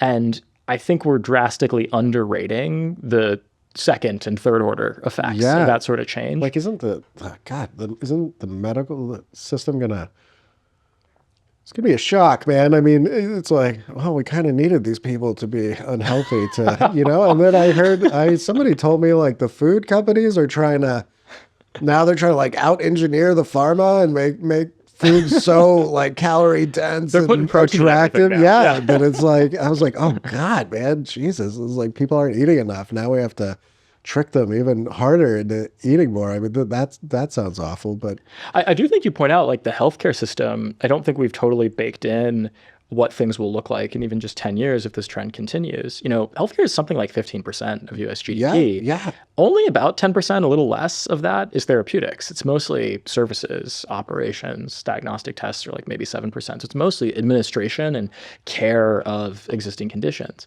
And so if we're able to dramatically reduce rates of obesity and metabolic disease through drugs like this, I think you start to see meaningful shifts in where that healthcare spend goes. Maybe some of it transmits more from services back to technology and products. And that would be as big a change as occurred in that industry, and a huge chunk of the economy has ever occurred. Are people talking about this? It just seems I mean, so obvious. we're talking I about know, this. but it's like these drugs until very recently were incredibly expensive, and people were still using them. Now they're plummeting in price. There's better drugs coming. I'm just like fast forwarding this 10 years in my head. Like you said, I mean, you would almost have to be trying to be obese at some point because it's very available to you to not be. And I feel like most people will take that option. And so I don't know. Yeah, when I fast forward 10 years, I was like, God, there's got to be, walk into a hospital, there's got to be a very different thing going on day to day for the most part. I don't know. Yeah, I mean, the optimistic take, like if I can paint the halcyon future, is that if we do move more and more of healthcare to therapeutics from services, and it moves to technology, then it becomes much more about how do we keep you healthy the way you already are longer. And, in a way, this kind of harkens back to this notion of preventative medicine, Right. which has never really gotten much traction because we never really had the tools to help you. All we could do was shame you into better behaviors. Oh, you shouldn't eat the foods you like. You should work out more. Of course, we all should. But if we actually have technologies that help you stay healthier longer, medicines for some of the first time, we only have a couple examples like this, statins, GLP-1s.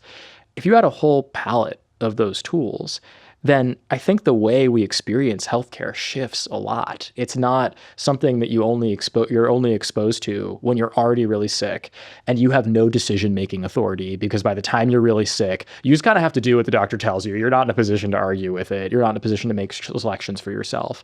And starts moving to look much more like other aspects of the technology industry where you and your preferences get to shape a lot of your experience. You don't have to buy a MacBook. You're not in a position where you can't actually make the selection between this and several other options the same way you are now, where you only get exposed to that technology after it's already too late. Yeah.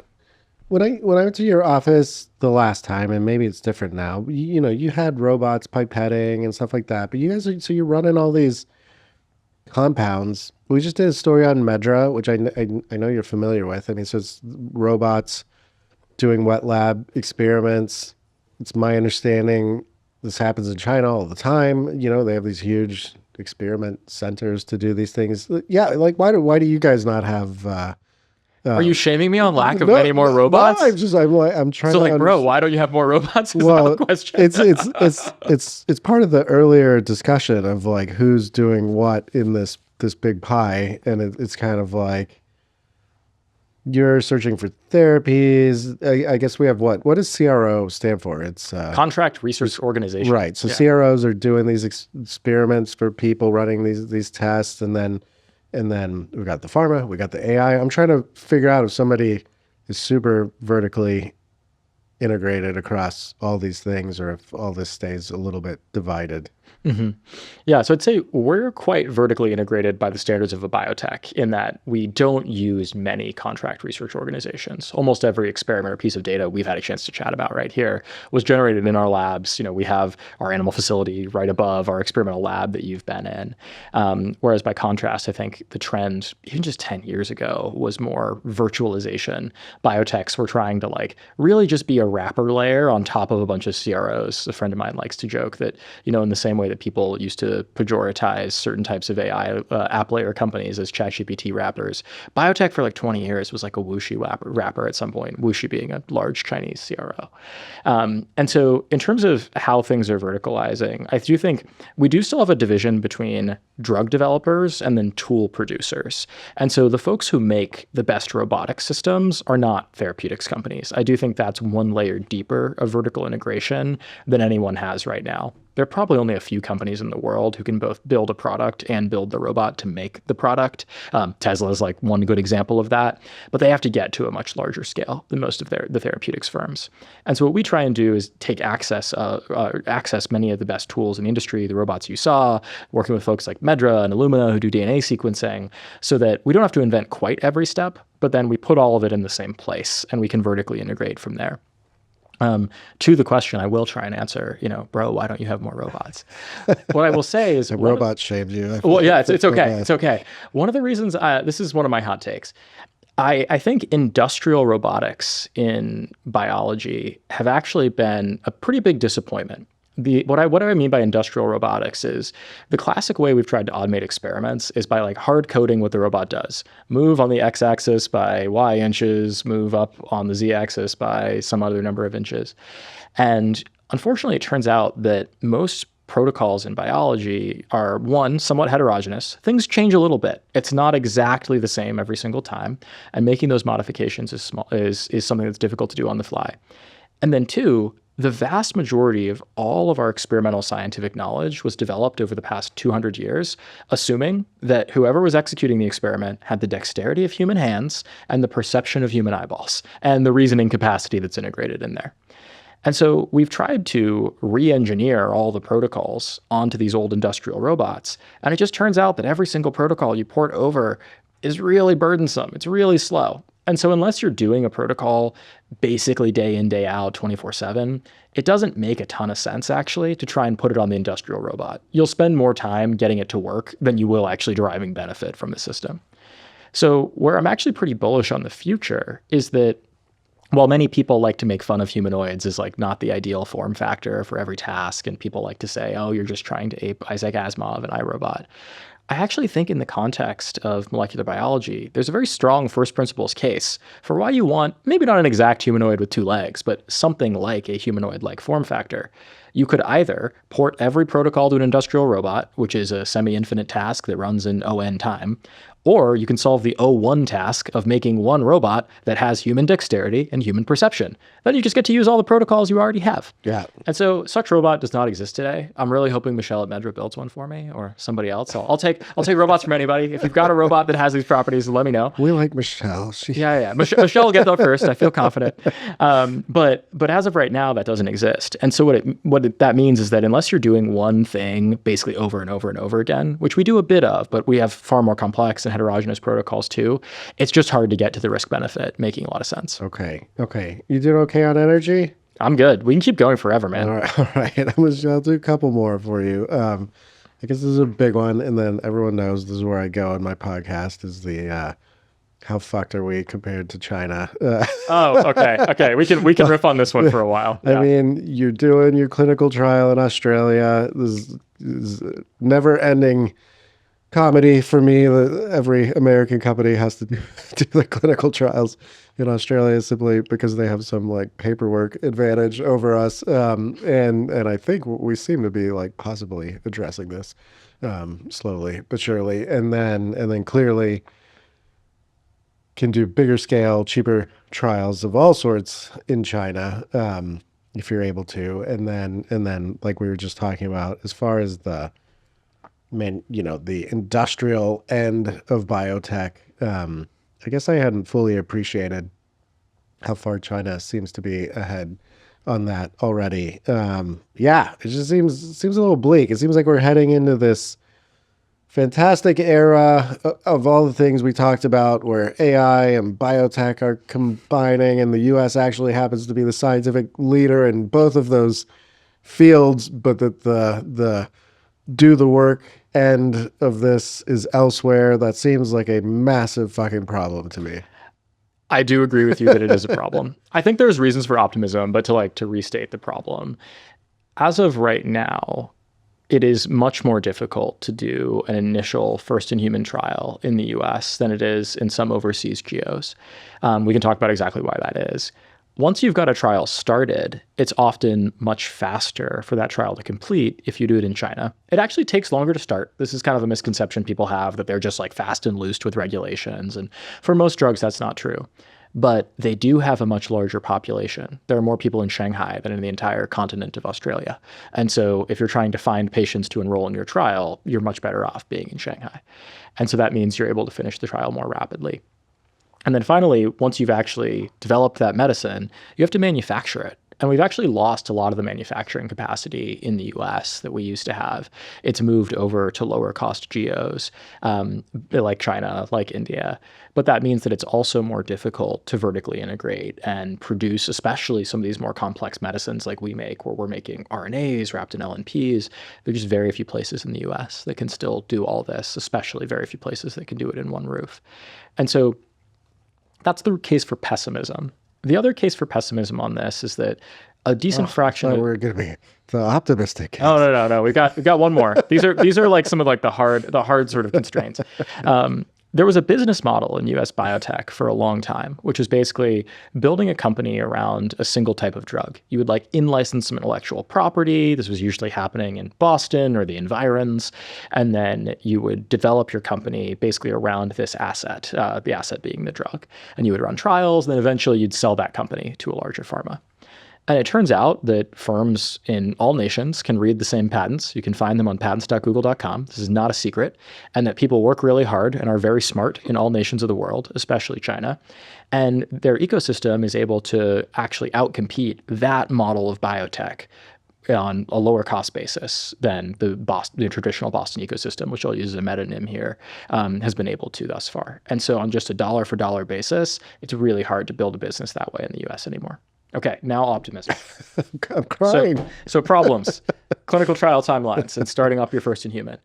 The optimism on that is that it's almost entirely a regulatory decision.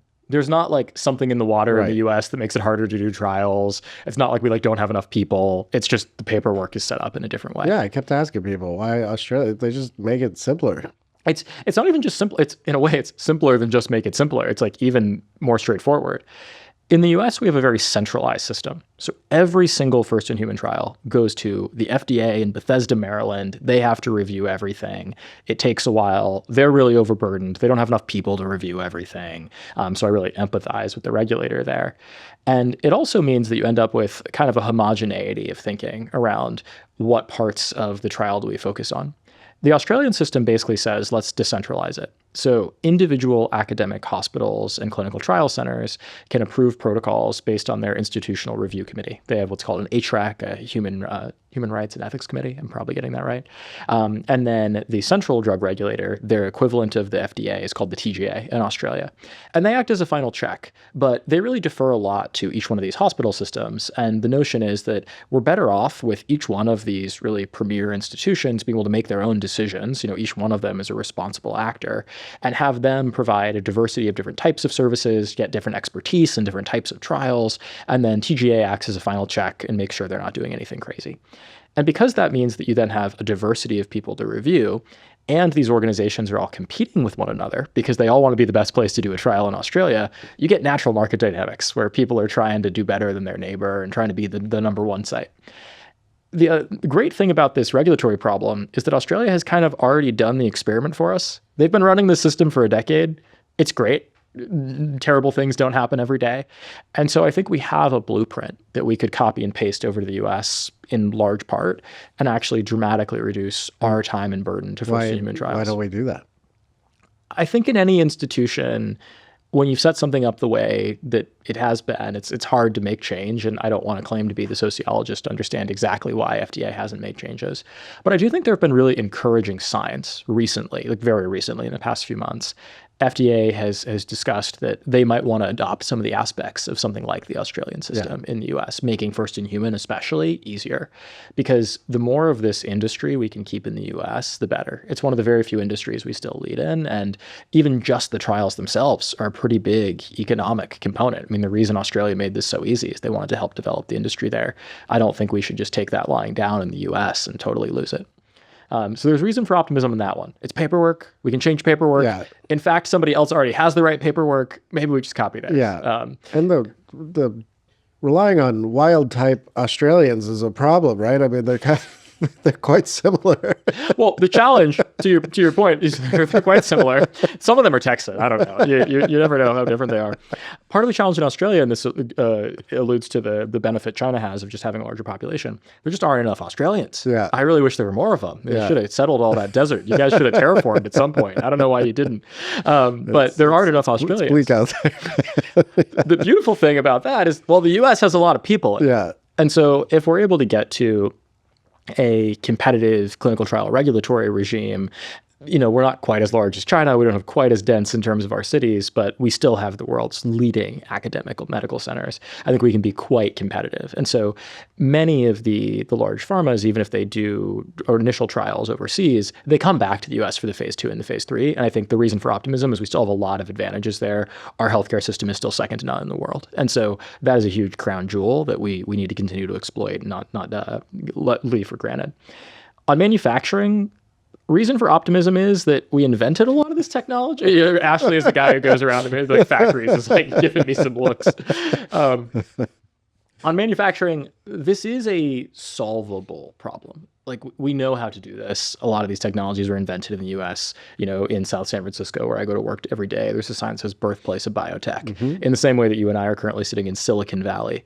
We don't fab chips here anymore, but that's not a law of physics. That's it's some mix of regulatory burden, bomb cost disease, and then financial incentives to set factories up here and make sure we do local drug development.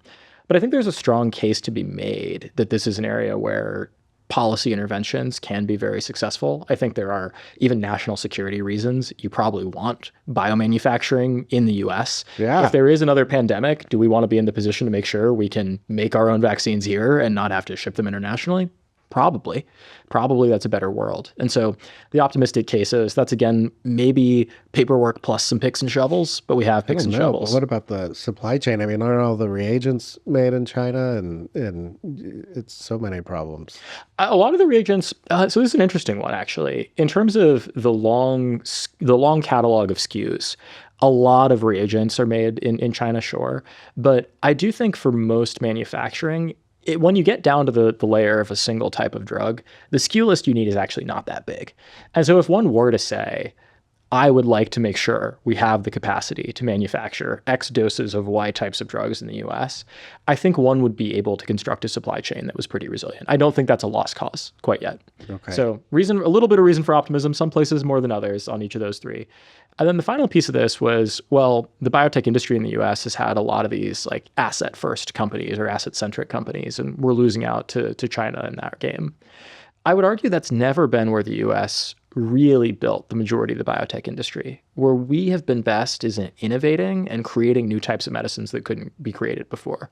Genentech, Amgen, Vertex, Regeneron were not single asset companies that licensed some drug that was sitting on the shelf and they put it in a different wrapper and they tried to sell that off for a couple $1,000,000 a few years later.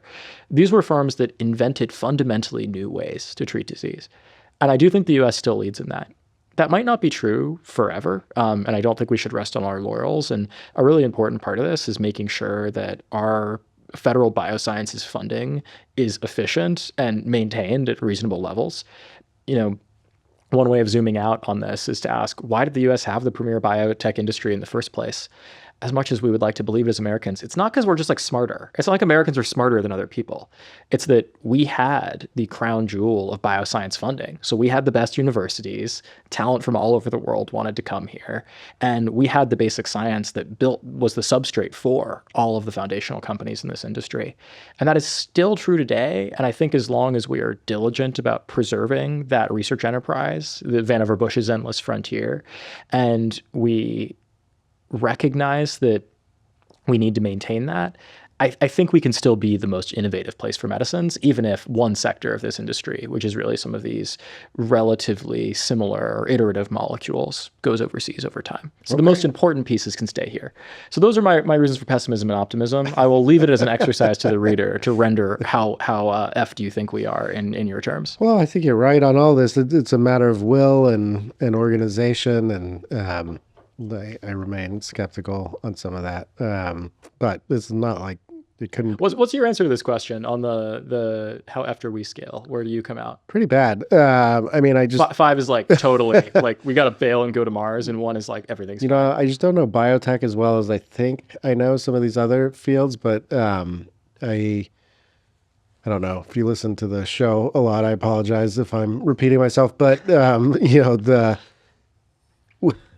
let's just do humanoid robots for a second. So, okay, like maybe they just don't work for a very long time. But let's put that case to the side. Let's assume we're going to have humanoid robots in a relatively near future. It's like we're so fucked, it's unbelievable. It's like we don't make the motors, we don't make the actuators, we don't make the batteries. You could sort of do like the base parts of the robot. So same thing. If AI takes off, which it is, and keeps going, and you're going to have a physical manifestation of this in some form, I don't see how the US has any part to play in that. And you are right. Like, we could do that. However, at the moment, if you wanted to do an actuator company just based on labor, most people tell me in the US to do the same thing, it would be 10 to 20 times as much as China. So, like, we could still do it, but you're going to have to pay more. And then I just see a bunch of like play acting, really. I mean, if you go to Los Angeles with all these startups, it's great. I mean, it's actually like a just myriad ideas, people doing such interesting stuff, but it's such a small scale. Like if you look at BYD in China, it's just like it's an entire city of a company making batteries. It's exactly what you said. We could do this, but like to go from where we are to that would be such a massive capital and philosophical change, and you'd really have to have the entire United States committing to like buying this stuff and paying a bit more, and just is like we have to have this. And so yeah, of course the government can help push that along and seems to be on some level. And then in biotech, far, far, far, far, infinitely more than I do. All I know is kind of like I get to survey so many people. And it seems sad. It seems like China is very rapidly catching up on the innovation front. I kind of like will always believe in the American spirit of innovation and thinking creatively and coming up with these things. But I think China will be neck and neck. And then they'll just have such an advantage of like how fast they could test it and make it. And it seems like that's hard. It's hard to compete with over time. Yeah, I do think that notion of competing with it is an interesting one to pull on here. Maybe in a way that's distinct from other industries. This is a non-zero sum competition That would be in nice. that if medicines are invented overseas that treat diseases, like it's kind of a bummer for me as a red-blooded American that those aren't American medicines with profits going to American companies. But that's still a way better world than a world in which we don't have a medicine for that disease. If you go to a hospital one day and they're like, hey, we have a medicine for you, bummer, this is from a New Zealand-based company. Yeah. You're not like, oh, darn, the Kiwis, Yeah. I don't want that one, right? You're like, oh, thank God. Yeah. Some people made this drug for me. And so I think patients, which is basically all of us one day, it's just a timeline until we all become a patient, are better off if we have a competitive ecosystem across geos. And I think what we'll end up with is some geos specializing in certain types of therapeutic development, at least in biotech, and other geos specializing in something distinct. I do think probably the US ends up leaning more into its strengths. We try really innovative new types of medicines that have never existed anywhere else. And maybe the nth version iteration of a mAb and a monoclonal antibody that is meaningfully better than the one that came before it, maybe that gets made in China. But at the end of the day, we now have two good medicines rather than just one. And I do think that's something unique about this industry is that we actually all benefit if there is more interaction, more engagement, and more competition across these different regulatory ecosystems. Yeah. Okay. I mean, I'm as I try to state all the time, I'm not really like, I'm not some crazy patriot, and I love China. I love going there. None of this really comes with that. It's just sort of like, what's the future of the place where I live? And yeah, you don't want to live in a backwater, Yeah. right? Like it makes me sad from the perspective of like, we're playing a sport and I want to win. Yeah. But at the same time, I think it's important to remember that I think we should celebrate the fact that there are now multiple ecosystems that can produce new medicines that treat diseases that have gone untreated for millennia, since the advent of humankind. We should celebrate the fact there's now multiple entities on the world stage who are capable of doing that. And yes, we should use it as a lesson to ourselves to try and remain competitive and continue to push the frontier.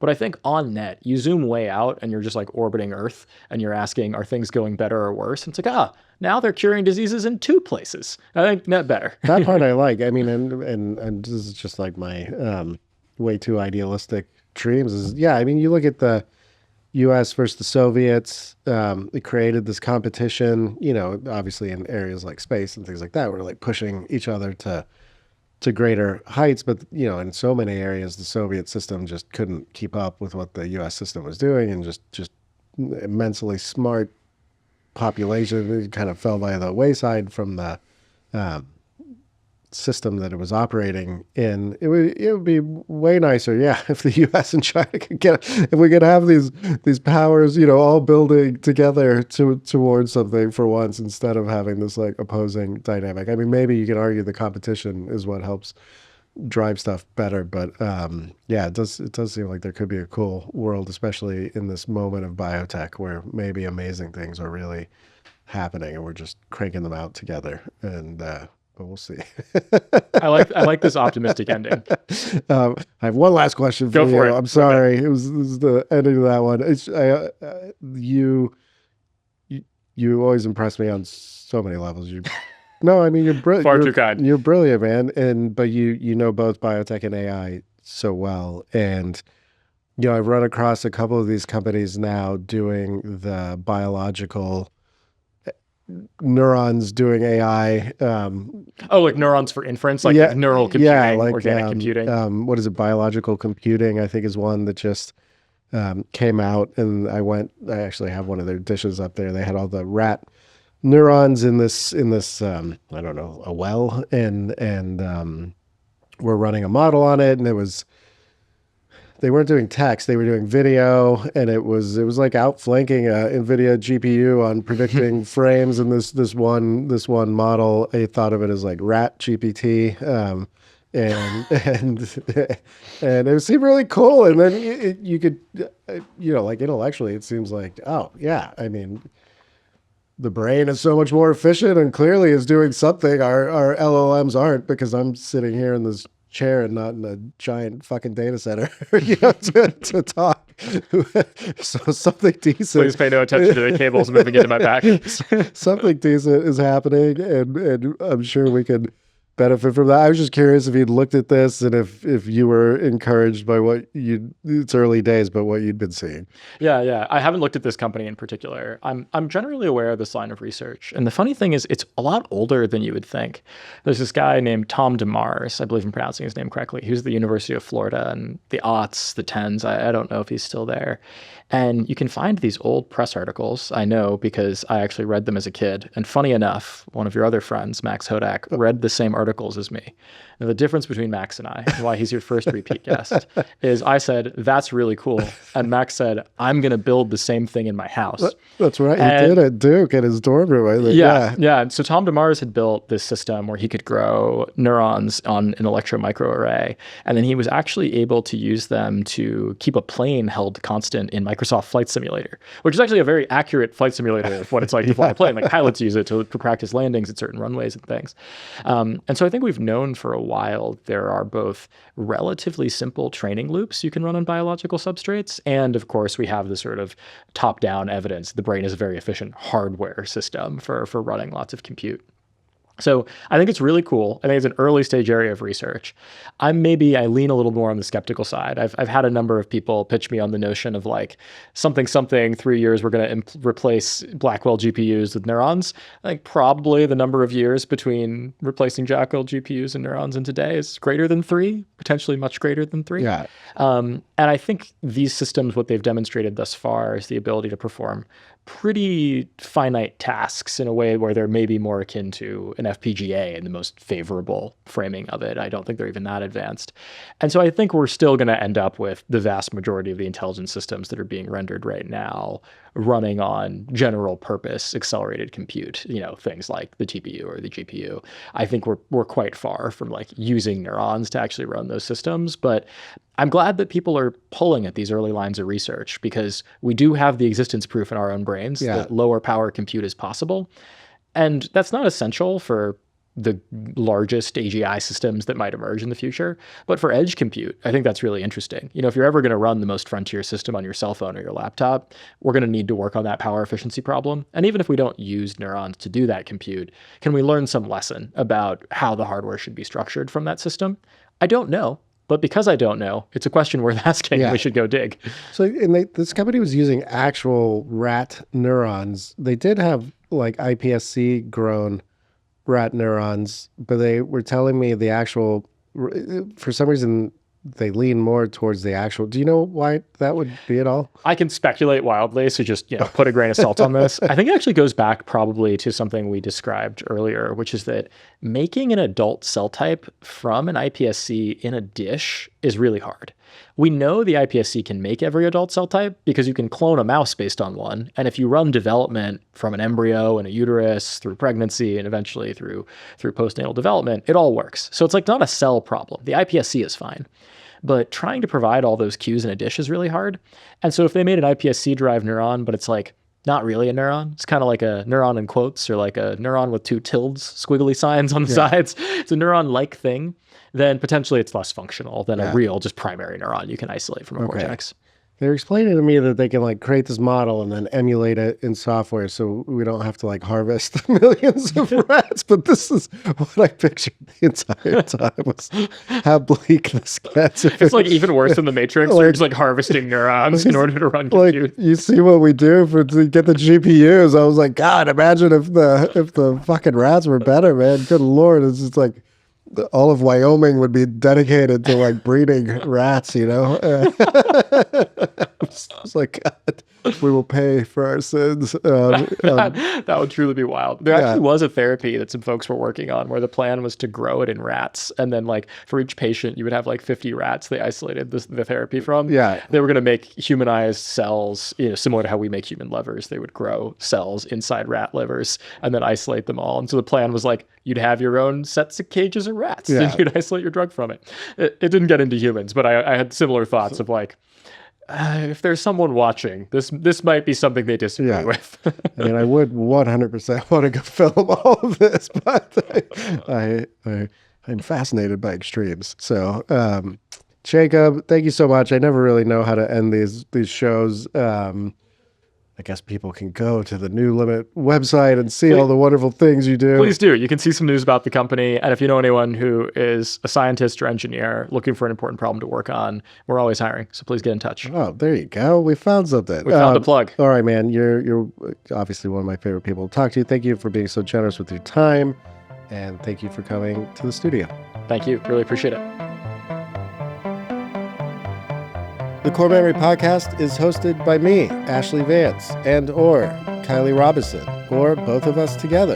It is produced by me and David Nicholson. Our theme song is by James Mercer and John Sortland, and the show is edited always by the John Sortland.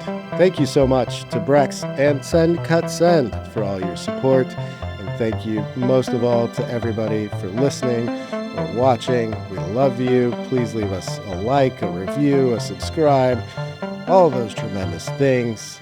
Thank you, and we'll see you again.